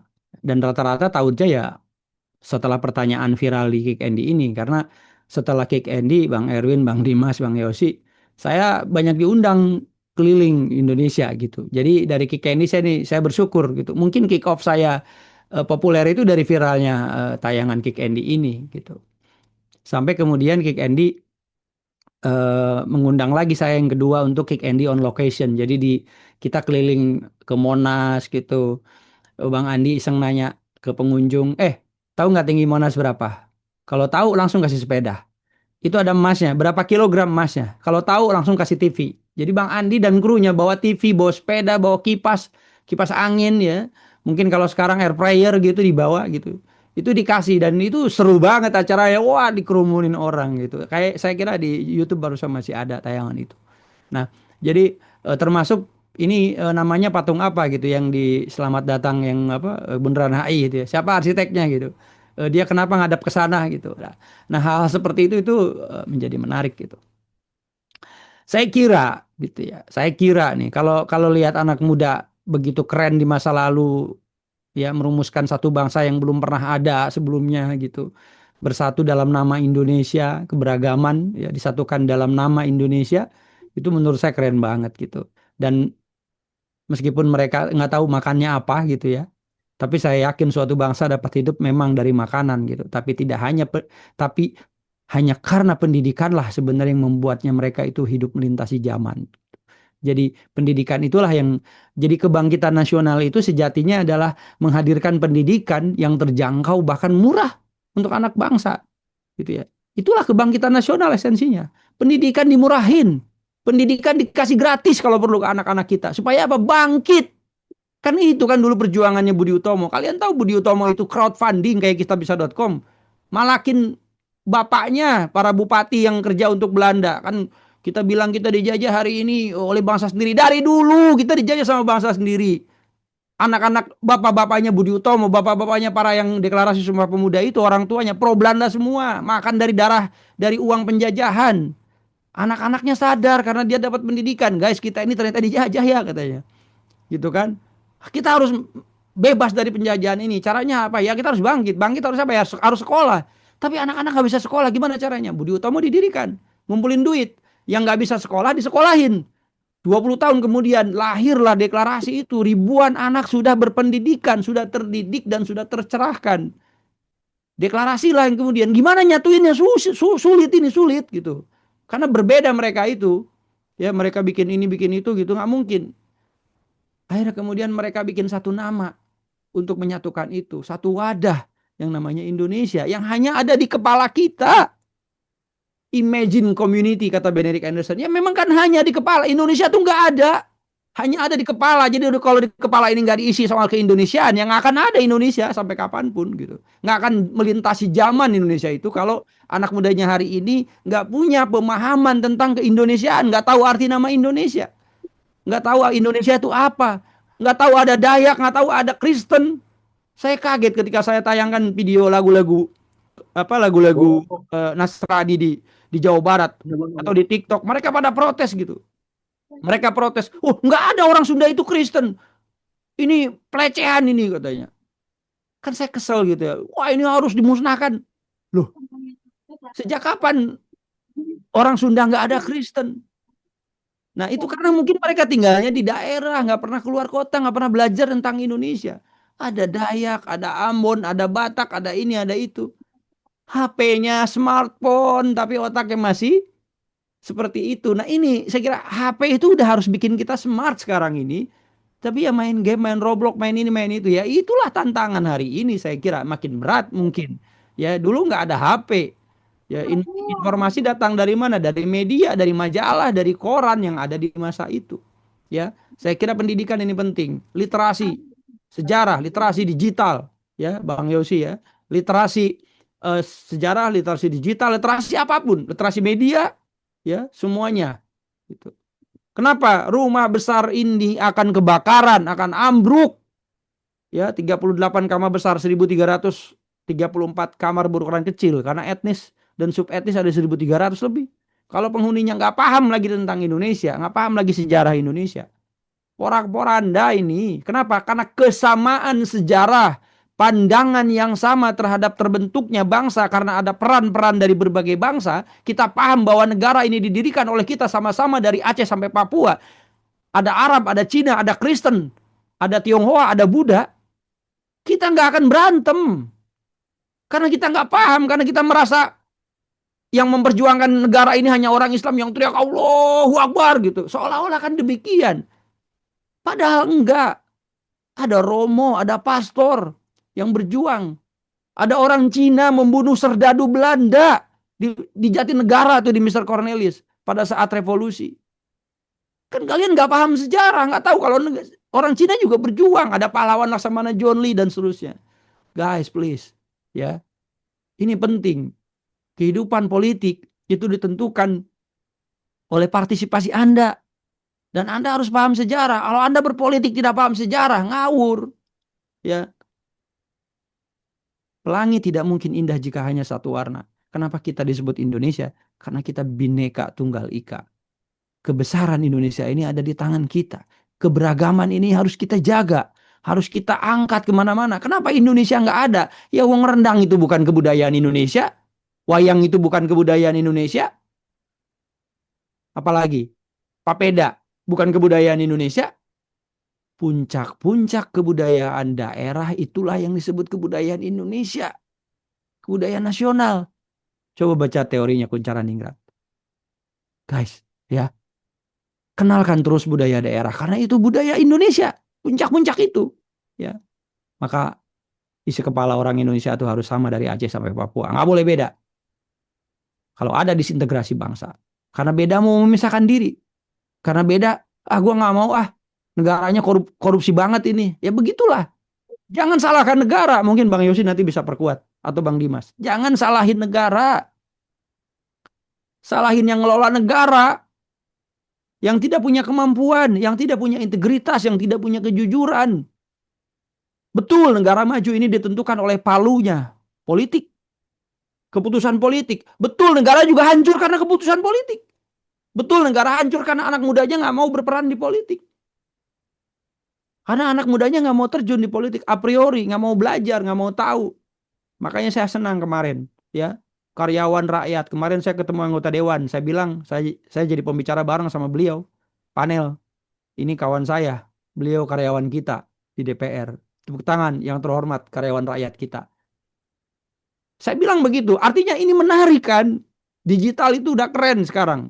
Kehidupan digital itu, tapi hati-hati, DFK, ya, yang menghancurkan kita, disinformasi, fitnah dan kebencian itu nggak boleh. Tapi kebersamaan, ya, untuk melawan ketidakadilan di digital, gitu ya, digerakkan di digital itu dengan hashtag dengan apapun itu, ya harus kita dukung, ya, harus kita sama-sama kompak di situ dan harus tentu melakukan itu jangan buta ya, harus paham sejarah. Kalau Anda mau jadi anggota HMI, Anda mau jadi anggota PMII, ada orientasi. Ada latihan kader. Ya. Mau jadi mahasiswa ada ospek, mau jadi siswa ada MPLS. Pertanyaan saya, kalau mau jadi warga negara, warga bangsa, apakah ada orientasinya? Nggak ada. Ini Bang Bonggas ini bikin orientasi sekarang ini. Kalian dari pagi sampai siang ini, kalian bantengin kita bareng-bareng ini, kita diskusi. Kalian sedang orientasi menjadi warga dan warga negara dan warga bangsa Indonesia yang diharapkan. Nggak ada momen itu. Sehari 10.000 bayi menurut BPS lahir di Indonesia. 1 tahun ada 3,5 juta. Kalau mereka nggak diisi kepalanya, nggak diorientasi, ya nggak akan ke arah yang diinginkan. Apa visi Indonesia? Apa misi Indonesia? Apa definisi tentang Indonesia, konsepsi dan seterusnya. Ditanya visi itu cita-cita Indonesia. Nggak ada yang tahu jawabnya. Kang Asep, Ya, mohon maaf itu waktu. PowerPoint-nya kepotong. Oh, kepotong. Sekarang nggak ya? Masih. Oh, Bener. Nah ini enggak. Nah ini kepotong yang ini. Oke. Mungkin karena ini kepotong ya. Tapi ini isinya soal Kawah Chandra di muka. Sebentar. Saya lanjut. Nah, Bung Karno mengatakan jas merah. Jangan sekali-kali meninggalkan sejarah. Saya kira itu penting ya. Kenapa? Bung Karno bilang jangan sekali-kali meninggalkan sejarah. Ini masih kebaca ya.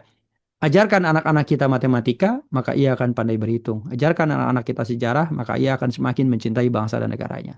Nggak ada guys, di pelajaran matematika itu diajarkan cinta tanah air. Ya. Dan negara maju mundur ini bukan juga karena soal pendidikan yang tinggi atau tidak. Karena terbukti pendidikan tinggi juga korupsinya makin gede. Gitu ya. Para pejabat yang pendidikan tinggi juga korupsinya triliunan. Ada nggak yang tidak berpendidikan tapi keren? Banyak. Ada nggak yang tidak berpendidikan tapi integritas? Ya jujur, ada banyak. Gitu. Tapi persoalannya, politik ini hari ini ya gitu mengajarkan mereka yang berpendidikan justru korupsinya makin besar. Nah, tapi bukan soal itu, saya kira ini kan soal kejujuran. Pendidikan itu tetap perlu, tinggi pendidikan itu perlu. Saya kira sebagai masyarakat, saya tidak ingin negara ini dipimpin oleh mereka yang barangkali pendidikannya lebih rendah dari saya, kan bisa. Kayak begitu. Kita berpikir begitu boleh. Ya uang negara aja kalau mau jadi PNS harus minimal S1 kok. Tapi kenapa anggota dewan boleh SMA? Kenapa wali kota boleh lulusan SMA? Kenapa nggak harus mereka lulusan S2 minimal karena S1-nya PNS-nya misalnya? Kenapa supaya negara ini dipimpin oleh mereka yang berpendidikan, yang bisa mengurusi negara kan harapannya. Gitu. Tapi lah itulah, saya kalau diskusi itu merasakan gitu bagaimana negara ini menghimpit rakyat gitu, memaksa rakyat gitu ya, harus S1 gitu. Makin susah cari pekerjaan. Banyak S1 juga yang pengangguran gitu kan. Ya, sekali lagi bagaimana negara memberikan pendidikan kepada masyarakat yang terjangkau supaya mereka bisa sekolah. Ya, belajar ilmu alam, eksakta, ilmu keterampilan teknis lainnya. Kalau kalian nggak belajar sejarah, mudah tergelincir dan mudah runtuh ya akar kebangsaan itu. Sejarah adalah jangkar, rantai pengikat yang mempersatukan kita. Saya dengan istri karena saya punya sejarah, karena saya ingat ijab kabul dulu. Bang Yosi sama istri karena ingat janji dulu, janji suci kan, di depan penghulu, di depan pastor, ya di depan masyarakat yang menyaksikan. Kalau Islam kan pakai speaker, ya saya terima nikahnya, itu janji suci itu guys. Kalau lu nggak paham lagi janji itu, ya kita jalan sama cewek lain kan, selingkuh kan, gitu. Yang sadar aja selingkuh, apalagi yang amnesia. Ya bisa jalan sama siapapun gitu. Nah jadi janji suci itu dari kita sekarang apa namanya hidup ini harus dipegang gitu. Jadi saya nih sekarang saya harusnya udah jalan ini karena mau ke Kelapa Gading ngisi acara jam 12 sama Pak Anar Gonggong di sekolah Mari Yosep ya gitu. Tapi demi Bang Bogas dan kawan-kawan, Bang Yosi, Bang Dimas di sini dan kawan-kawan yang hadir, ini adalah sejarah hari ini ya. Belajar sejarah itu penting, mengambil nilai dan makna dari sejarah itu penting. Tapi yang penting bagi kita adalah hari ini menciptakan sejarah. Bang Yosi mungkin bisa elaborasi, menciptakan sejarah. Gitu ya. Apalah artinya masa lalu jika di dalamnya tidak ada cerita tentang aku sama kamu. Jadi sejarah itu harus ada cerita tentang kita. Ya, perjuangan kita, kontribusi kita. Itulah sejarah yang sesungguhnya, ya. Karena kita menghidupi sejarah. Kita menjalani sejarah, kita menciptakan sejarah. Itu yang penting. Untuk menghancurkan suatu bangsa, musnahkan ingatan sejarah generasi mudanya. Saya kira jangan sampai bangsa ini dihancurkan karena kita tidak paham sejarah bangsanya. Dalam kajian intelijen strategis, saya sering mengisi di Dinas Sejarah Angkatan Darat, Dinas Sejarah Angkatan Laut, di Pusat Sejarah TNI. KIS itu salah satunya adalah paham sejarah. Jadi untuk menghancurkan sebagai alat pertahanan negara, ya untuk menghancurkan suatu negara harus menguasai geografi dan harus menguasai sejarah, gitu ya. Ini video dari Bang Yosi, ya. Saya kira ini harus diputerin, tapi nanti saya tidak ingin berlama-lama karena waktunya juga sudah jalan terus. Hari ini saya izin nanti sambil di jalan, gitu ya. Diskusi boleh sambil di jalan, gitu. Tapi ada hal yang penting dari Sumpah Pemuda, saya kira ya ini. Pelajar belasan tahun, pramuka, ya.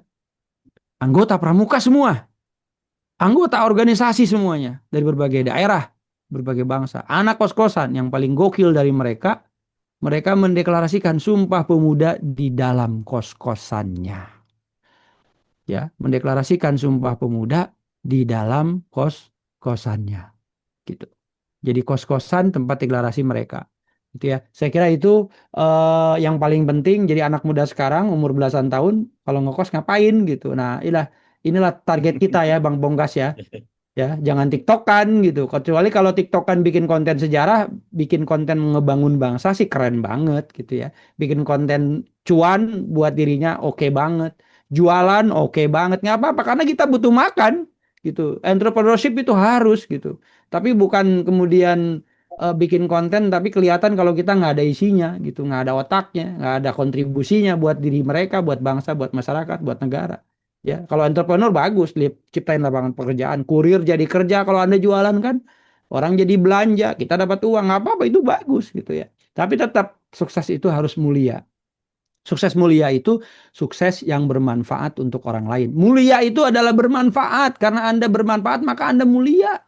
Gitu ya. Jadi mari kita sama-sama kita sukses dan kita bisa mulia ya, bisa bermanfaat untuk orang lain dan jadilah anak muda yang terdidik, tercerahkan supaya bangsa ini betul-betul memiliki masa depan yang cerah juga gitu ya. Saya kira kita tonton videonya Bang Yosi bagaimana sejarah itu penting dan jangan supaya kita nggak melupakan sejarah ya. Mudah-mudahan videonya bisa ini kayaknya kepotong-potong ya. Nanti saya coba putar saya full screen coba ya. Tapi gentar gambarnya harus saya rubah nih karena kebalik. Gimana caranya ini guys? Oh ini dia nih. Sah.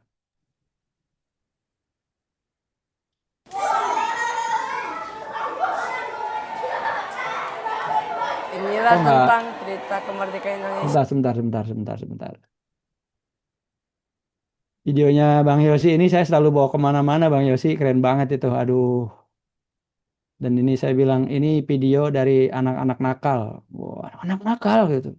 Pada bingung mereka.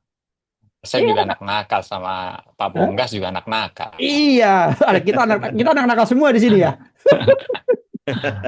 Aduh. Gitu, ini kita anak nakal swipe display. Oke, udah ya. Ini kita putar Bang Yos. Kenapa? Oke.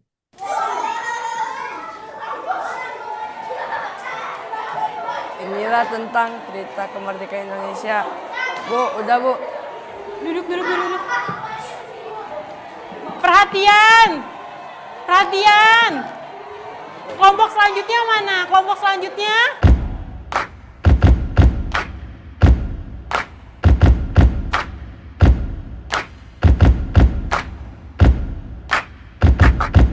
Perhatian semuanya teman sekelas, pidato saya ini akan sedikit keras. Menyangkut bangsaku saya selalu tegas, jika mengancam persatuan saya langsung ngegas. Masih ingatkah semboyan Bhinneka Tunggal Ika, tercengkeram dengan erat di kaki Garuda. Artinya Indonesia ini punya kita bersama, walau beda suku, warna kulit atau agama. Dalam Sumpah Pemuda kita mengenal tiga, satu tumpah darah, satu bangsa, satu bahasa. Itu sudah jadikan kita saudara sebangsa. Ada dalam sejarah, coba saja kau baca. Baca sejarahmu, baca sejarah. Bangsa yang besar tidak lupa sejarahnya. Baca sejarahmu, baca sejarah. Bangsa yang besar tidak lupa sejarahnya.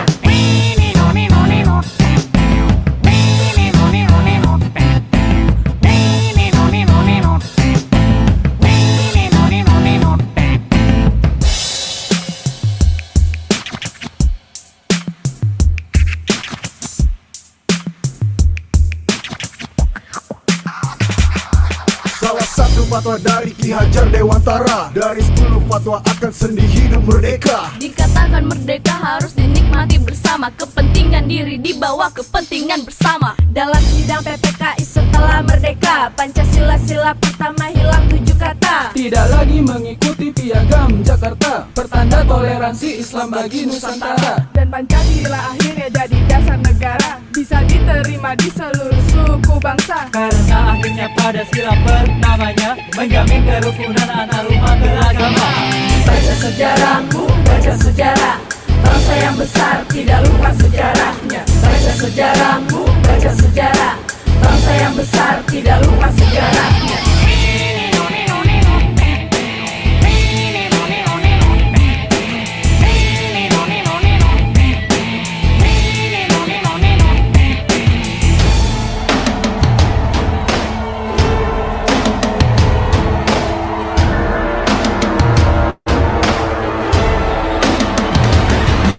Mari bicara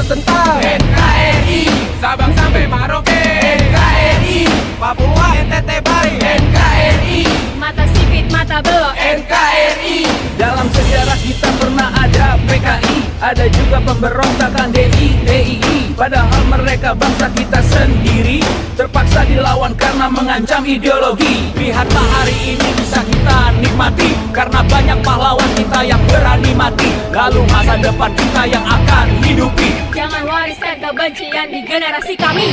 Baca sejarahmu, baca sejarah. Bangsa yang besar tidak lupa sejarahnya. Baca sejarahmu, baca sejarah. Bangsa yang besar tidak lupa sejarahnya.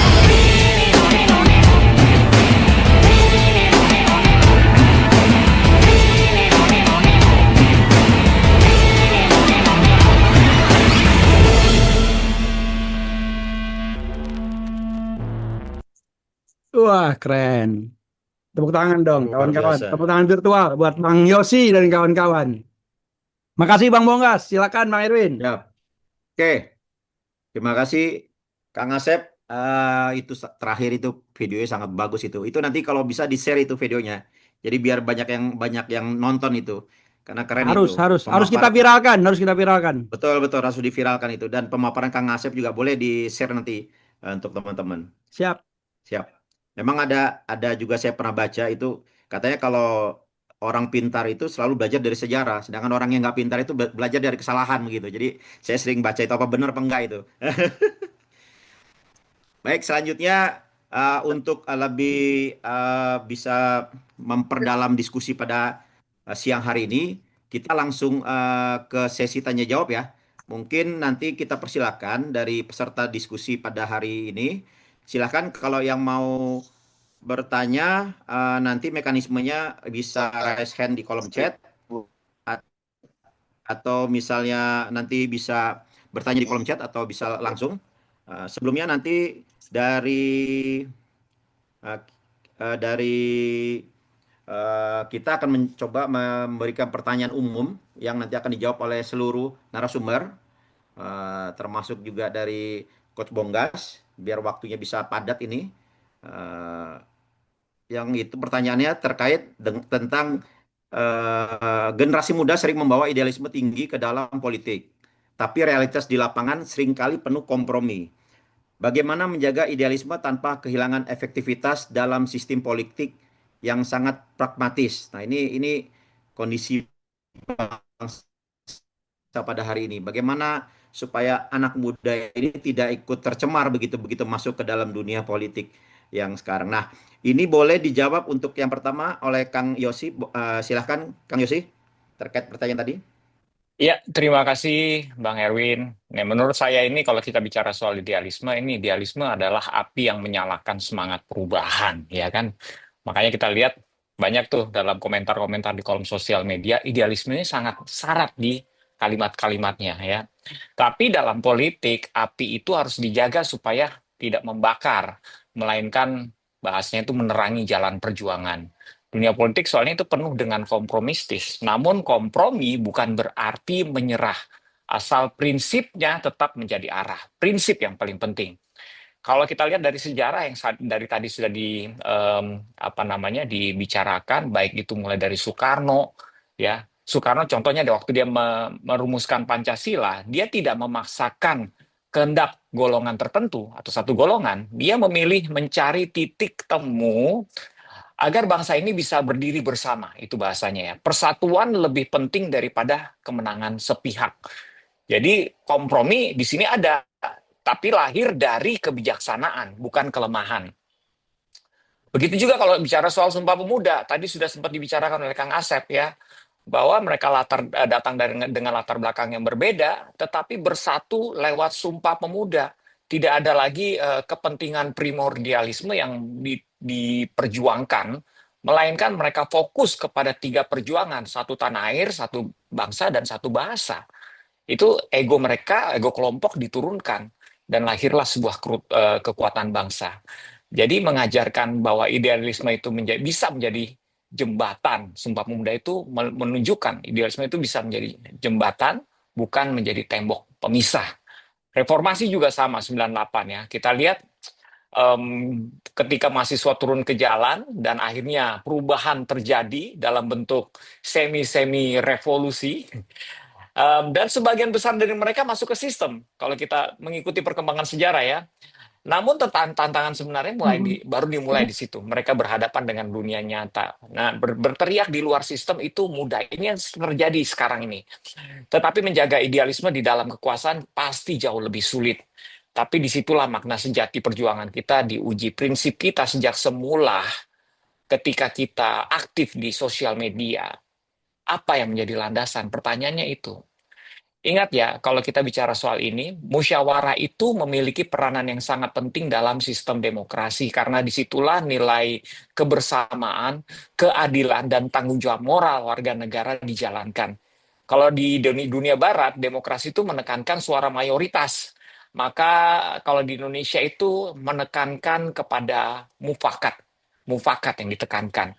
Bagi bangsa kita, keputusan yang baik bukan yang dimenangkan oleh banyak orang, tetapi yang diterima dengan lapang dada oleh semua orang. Nah itu musyawarah dan mufakat.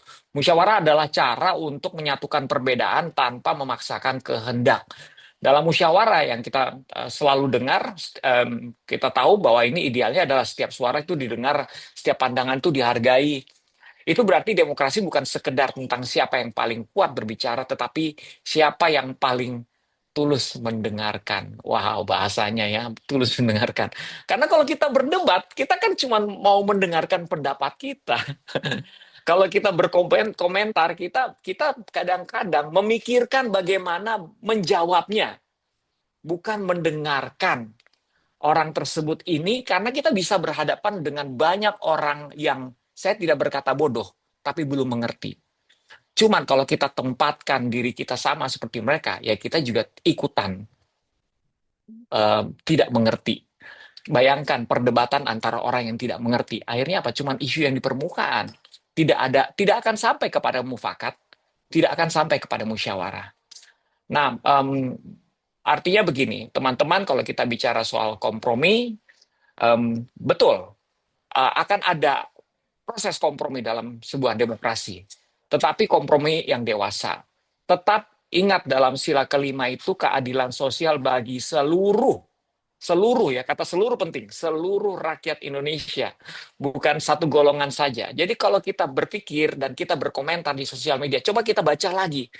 Komentar saya ini sedang berpihak kepada seluruh rakyat, atau jangan-jangan hanya berpihak kepada pilihan politik saya. Fanatisme saya kepada satu partai atau pemimpin atau golongan tertentu. Nah, itu yang bisa merusak proses demokrasi. Karena semua pemimpin dalam proses politik, pemilihan politik itu, semuanya dalam kampanyenya selalu bilang, ayo pemimpin itu Tuhan yang pilih. Semuanya bilang begitu. Tetapi dalam kenyataannya, apakah mereka turut mendewasakan para pemilihnya? Mereka suka sebenarnya dengan fanatisme. Kita yang harus dewasa. Kita yang harus dewasa. Nah, itu landasannya kalau kita berbicara soal kompromistis. Jelas kita harus kompromi. Cuman memang yang diperjuangkan bukan kompromi, kita tetap berpegang pada prinsip kita, yaitu prinsip kita keadilan sosial bagi seluruh rakyat Indonesia. Itu saja dari saya. Ya. Oke, terima kasih atas jawabannya Kang Yosi. Cukup jelas dan sangat emosional banget itu penjelasannya. Mungkin selanjutnya saya kasih kesempatan ke Coach Bonggas. Saya ingin dengar suara Coach Bonggas juga terkait pertanyaan tadi, Coach. Kira-kira gimana nih Coach generasi muda ini terjun ke politik sementara pragmatismenya tinggi nih, money politik segala macam. Ini menurut Coach Bonggas bagaimana, Coach? Silakan, Coach. Baik, ini masalah klasik sebetulnya ya di dalam dunia politik ya. Jadi perbenturan antara idealisme dengan pragmatisme atau realitas politik di lapangan. Jadi kalau saya selalu mengatakan seperti ini karena salah satu tugas saya adalah mendampingi calon-calon legislatif dan calon-calon kepala daerah gitu ya. Jadi menempatkannya harus benar. Tapi di politik itu kalau kita masih bisa kecewa, itu benar. Itu bagus. Artinya hati kita masih hidup. Ya, kalau kita kecewa. Tapi kalau kita berhenti karena kita kecewa, maka politik akan tetap dikuasai oleh mereka yang tidak mempunyai rasa. Waduh. Kata-katanya dalam gitu ya. Jadi tidak boleh berhenti ya dalam konteks politik. Anak muda harus tetap masuk ke lingkaran di dalam itu untuk bisa memberi kebermanfaatan lebih banyak. Nah, berkaitan dengan kompromi, memang kadang-kadang kalau anak-anak muda itu kalau kata-kata kompromi itu sering artinya, waduh, saya terkontaminasi, saya terpengaruh. Padahal menurut saya yang namanya kompromi itu kita nggak boleh sensitif karena kompromi itu adalah alat. Kompromi itu bukan arah. Ya, yang penting kita tahu apa yang bisa ditawar dan apa yang tidak boleh dijual. Nah, apa yang bisa ditawar dan apa yang tidak boleh dijual. Nah, konteks kompromi di situ. Misalnya, nilai yang tidak boleh dijual itu adalah integritas, kejujuran, prinsip anti korupsi, memerangi kemiskinan. Itu adalah prinsip yang tidak boleh dijual. Tetapi ada juga hal yang bisa ditawar. Apa yang bisa ditawar? Misalnya strategi itu bisa ditawar. Ya, tidak harus strateginya X, bisa juga Y, bisa juga Z. Itu bisa ditawar, itu kita kompromi di situ. Apalagi yang bisa dikompromikan, urutan prioritas itu bisa dikompromikan. Cara berkomunikasi seperti ini itu bisa dikompromikan. Langkah-langkah menuju apa tindakan itu bisa dikompromikan. Jadi yang jelas dalam berpolitik itu kompromi itu wajib, tapi yang paling penting tadi kita tidak boleh menjual nilai-nilai yang kita anggap penting. Mengenai hal lainnya itu bisa ditawar berdasarkan konteks peristiwa atau kasus tertentu. Tetapi yang paling penting lainnya bagi saya ini yang terakhir, bahwa anak muda pada waktu memasuki politik dia harus membuat circle baru gitu ya. Jadi lingkaran baru, lingkaran yang kemudian nilai-nilainya cocok ada di situ dan terus kemudian memperbesar circle tersebut.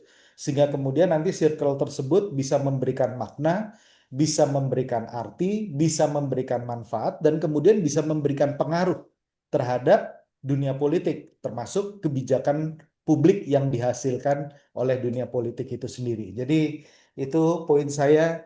Ini dari Kang Asep dan dari Mas Dimas, ini pengalaman langsung di bidang politik mungkin bisa memberikan wawasan yang mantap ini.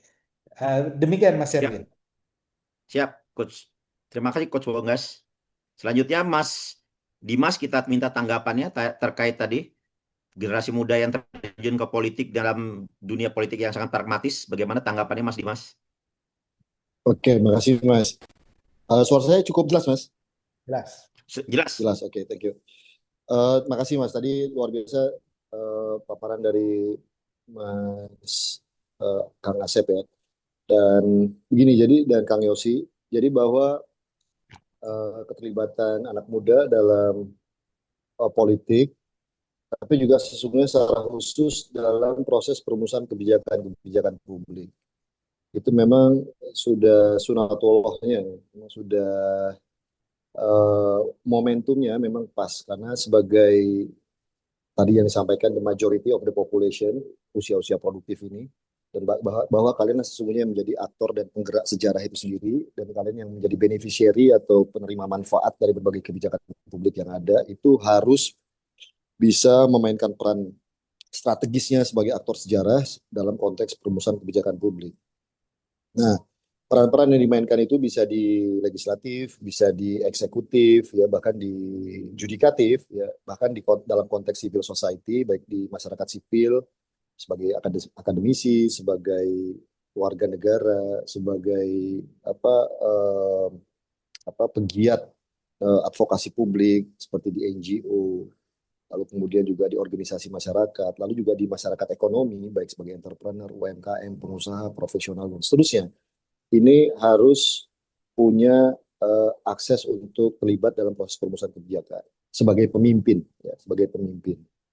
Tadi yang saya sampaikan inilah relevansi dari kehadiran bocah-bocah angon seperti Anda untuk bisa memastikan bahwa politik itu tidak buruk, bahwa politik itu bisa menjadi lebih baik, bisa untuk kemaslahatan rakyat, dan bisa sesuai sejalan dengan tujuan-tujuan berbangsa dan bernegara. Nah, pertanyaannya memang adalah bagaimana upaya kita, anak-anak muda, untuk berhasil mampu mendapatkan akses atau kepercayaan dalam proses perumusan kebijakan publik. Saya melihat memang situasinya memang inevitable atau tidak bisa terhindarkan lagi. Artinya karena memang jumlah kalian cukup besar dan kalian adalah penentu ya dari berbagai keputusan-keputusan politik, termasuk dalam pemilu, pilkada dan seterusnya, pilpres. Maka teman-teman ini, anak-anak muda sekarang itu sesungguhnya bisa memainkan kekuatan mereka yang influensial itu, baik dalam konteks opini-opini yang bertebaran di media, baik media konvensional maupun media sosial. Dan media sosial sesungguhnya sekarang menjadi sangat powerful ya, jika digunakan secara benar. Lalu juga kalau kita perhatikan bagaimana anak muda sekarang tadi disampaikan, itu memang juga harus bisa ikut dalam sebuah proses rekrutmen politik atau rekrutmen kepemimpinan di berbagai sektor yang mereka geluti. Artinya mereka harus bersiap untuk bisa relevan, harus bisa tadi yang disampaikan tadi memang aspek pendidikan dan keahlian, keterampilan dalam sektor yang digelutinya. Nah, kalau hari ini mungkin kalau politics itu mungkin statecraft, jadi keahlian dalam menjalankan negara, menjalankan pemerintahan. Itu penting hari-hari ini. Kalau kebetulan saya kan juga di sektor perekonomian, saya di Kemenko Perekonomian, hari ini yang memang agak defisit itu adalah regenerasi di ekonom-ekonom yang memahami fiskal, yang memahami keuangan negara. Ini penting sekali untuk terus diproduksi dan direproduksi, khususnya dalam konteks dalam domain civil society leadership ya. Jadi harus muncul lagi para ekonom-ekonom muda yang memang memahami bagaimana menjalankan atau mengelola atau mengawasi atau mengawal fiskal negara.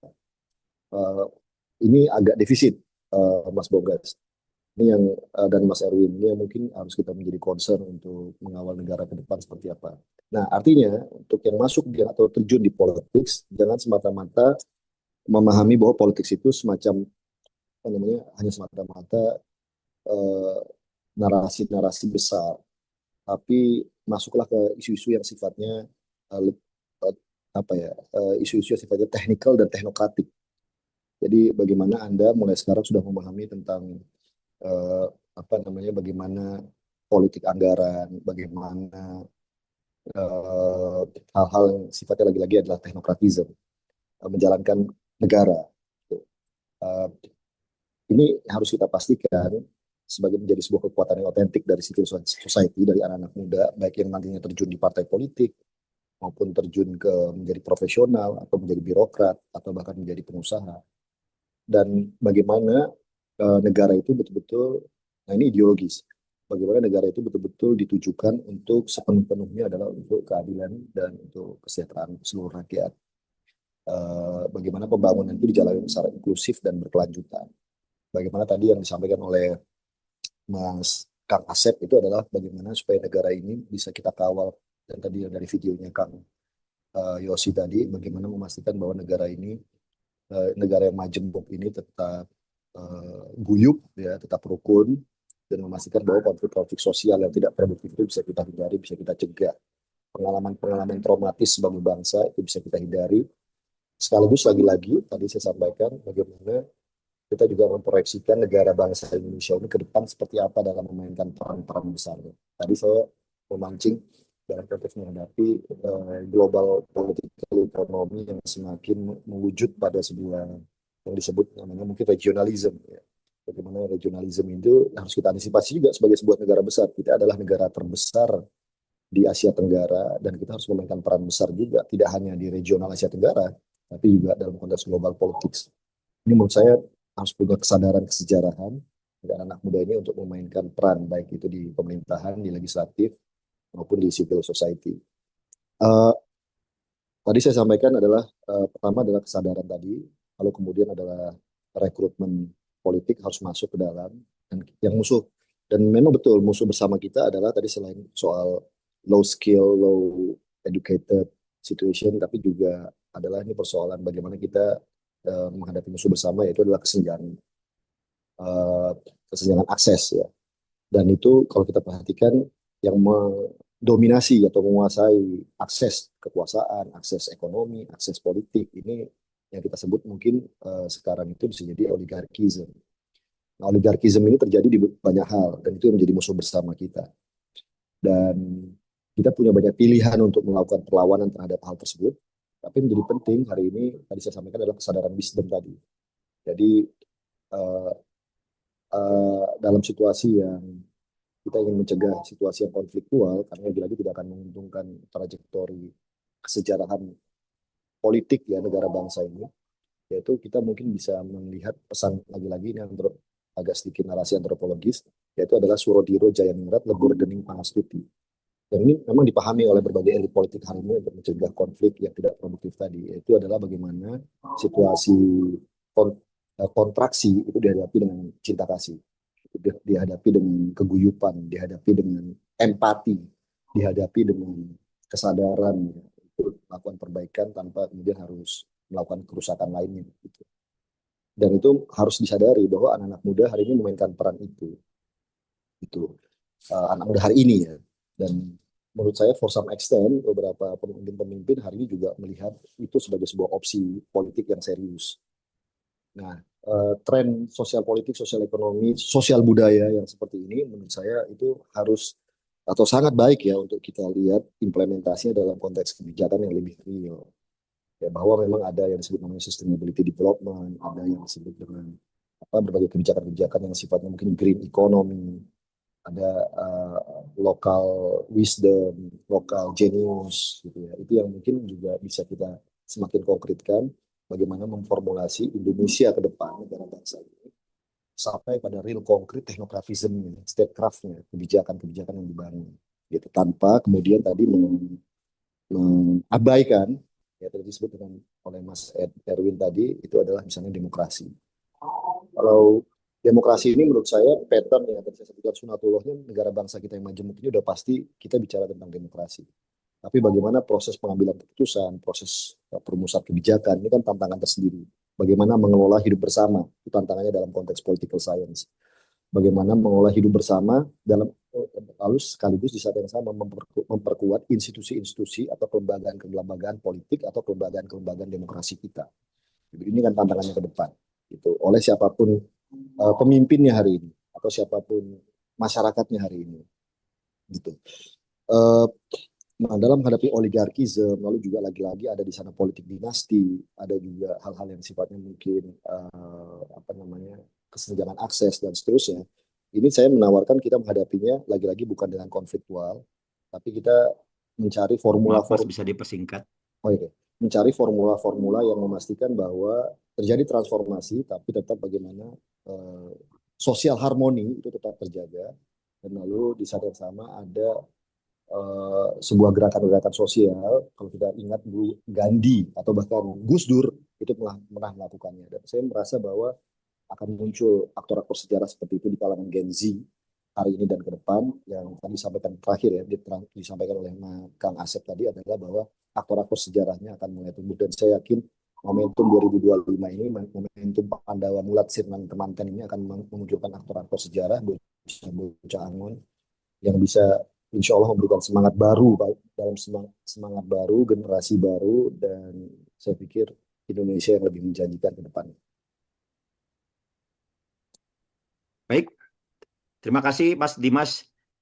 Ini karena kalau nggak adil, kalau nggak saya kasih kesempatan yang sama, ini mungkin 1 menit atau 2 menit untuk Kang Asep terkait pertanyaan tadi. Siap. Sebelum kita akhiri, silakan Kang, 1 menit 2 menit. Baik. Kang, mohon dipersingkat. Baik, Kang. Ya, siap.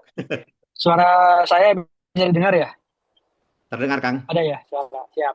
Nah, ada. Jadi memang itu menjadi persoalan konteks kehidupan berbangsa dan bernegara. Memang politik kan memiliki peran yang signifikan lah gitu ya, perubahan arah, kemajuan gitu, peradaban itu tentu politik gitu yang memerankan. Nah, karena kita menganut sistem demokrasi, dan demokrasi itu kan sebenarnya penuh ketidakjujuran gitu ya. Karena suara kan bisa dibeli gitu ya. Demokrasi itu selalu kalau ada saya pernah lihat saya lupa namanya siapa gitu ya, selalu penuh dengan intrik gitu ya. Karena ya itu tadi saya lebih setuju mufakat yang tidak dipaksakan gitu ya, daripada mufakat kemudian ditekan gitu ya, disogok gitu. Nah, idealisme yang dibawa anak muda ke dalam politik sejatinya memang harus berdasar kepada nilai-nilai luhur kehidupan berbangsa dan bernegara, nilai-nilai agamaan. Misalnya kita menganut saya Muslim ya harus dipegang teguh gitu ya. Nah pada akhirnya digadaikanlah semua itu, gitu. Integritas hilang gitu ya. Karena ya tadi ada misalnya kepentingan tertentu. Selama berkaitan dengan urusan-urusan domestik ya saya kira meskipun tidak bisa diterima gitu ya, saya kira banyak tokoh yang memperlihatkan sampai hari ini masih tetap bersahaja gitu walaupun dia sudah di politik. Kan tidak sedikit kita melihat mereka yang tetap hidup sederhana walaupun sudah di politik gitu ya. Bahkan Hugeng misalnya ada satu contoh yang seorang polisi yang jujur yang nggak mau disogok gitu. Nah persoalannya kan kita sekarang idealisme ini kan hanya sekedar jalan, gitu ya, jalan menuju ke arah situ. Tapi ketika sudah di situ, gitu ya, ya idealisme tergadaikan, idealisme bahkan mungkin hilang. Kita menjadi orang yang berbeda, gitu dari orang yang sebelumnya, gitu. Nah, saya 25 tahun sampai hari ini konsisten dengan perjuangan itu, gitu. Meskipun pernah ditawarkan jadi anggota dewan, nggak usah bayar, kita siapkan uang, gitu ya. Itu ada juga yang saya kira Bang Yosi apalagi mungkin ya public figure kita gitu. Nah ya itu tadi kita mesti kuat gitu ya menahan godaan itu gitu. Terjun politik tetap harus gitu ya. Bergabung di partai sesuai jalan apa terbaik gitu yang dimaknai apa dianggap benar itu menurut kita ya go ahead gitu. Cuma itu tadi gitu jangan digadaikan agama gitu ya. Kita kan punya nilai dari agama, jangan nilai-nilai Pancasila juga jangan diabaikan gitu, keberagaman itu. Jangan karena pengen udah kamu misalnya ada uang nih 1 triliun gitu. Kamu mau nggak ngadu domba orang ini dengan menghancurkan itu kan ada kan saya yakin ada hal demikian dalam politik ya. Jadi selama kita hidup misalnya mengandalkan saya anggota dewan, saya berjuang aja. Saya tetap kontra gitu. Saya gaji dari sini aja udah dari dewan gitu. Ya, misalnya berapa juta itu ya sudah gitu. Jadi hidupnya nggak yang wah ini ada proyek nih sekian, ya udah kalau udah gitu ya tergadaikan nantinya semuanya gitu. Akhirnya jadi tidak dipentingkan lagi rakyat gitu, tapi mementingkan diri sendiri. Dan itu yang terjadi hari ini. Saya kira idealisme tetap harus dijaga karena itu nyawa ruh kita ya, yang membedakan kita dengan yang lain dan ya manusia yang terbaik yang mulia itu yang kita inginkan di hadapan masyarakat, di hadapan Tuhan gitu ya. Saya kira jadilah seperti para teladan tokoh kita banyak kok gitu ya, seperti Hugeng, Hatta gitu ya, yang sampai Muhammad Hatta ya gitu ya. Itu juga contoh yang menurut saya bagus. Banyak kok yang lain juga gitu. Syahrir juga bagus. Saya kira itu. Makasih. Oke, baik. Terima kasih atur nuhun Kang Asep. Terima kasih Mas Dimas, makasih Mas Yose, Kang Nuhun dan Mas Bonggas. Ini terima kasih yang akhirnya bisa mengakhiri kegiatan pada siang hari ini. Sebenarnya masih mau lama tapi karena ada sesi kedua jadi kita dibatasi oleh sesi kedua, dan tidak kalah menariknya di sesi kedua ini karena ada tema politik yang terkait tentang perempuan dan diisi oleh narasumbernya semua Sri Kandi politik perempuan. Nah ini kan menarik begitu, dan yang sesi ketiga juga menarik begitu terkait masalah digital, anak muda dan digital ini juga menarik. Jadi nanti kita akan break isoma sampai jam 12.30 untuk dimulai sesi kedua. Untuk sesi pertama saya terpaksa harus akhiri. Saya ucapkan terima kasih banyak untuk narasumber semuanya dan kepada peserta diskusi pada hari ini. Mohon maaf apabila ada khilaf dan kesalahan dari saya. Sebelum saya tutup, saya ada satu pantun. Jadi ini pantunnya seperti ini. Buka aplikasinya, scroll medsos dulu. Cari inspirasi, jangan hanya baca status. Cakep. Beda suku dan bahasa bukanlah halangan lo. Bersatu ciptakan solusi untuk bangsa dan generasi penerus. Dari saya Erwin Andika, saya akhiri. Terima kasih. Wabillahi taufik wal hidayah. Wassalamualaikum warahmatullahi wabarakatuh. Waalaikumsalam warahmatullahi wabarakatuh. Sampai ketemu di sesi kedua ya. Sampai ketemu. Oke.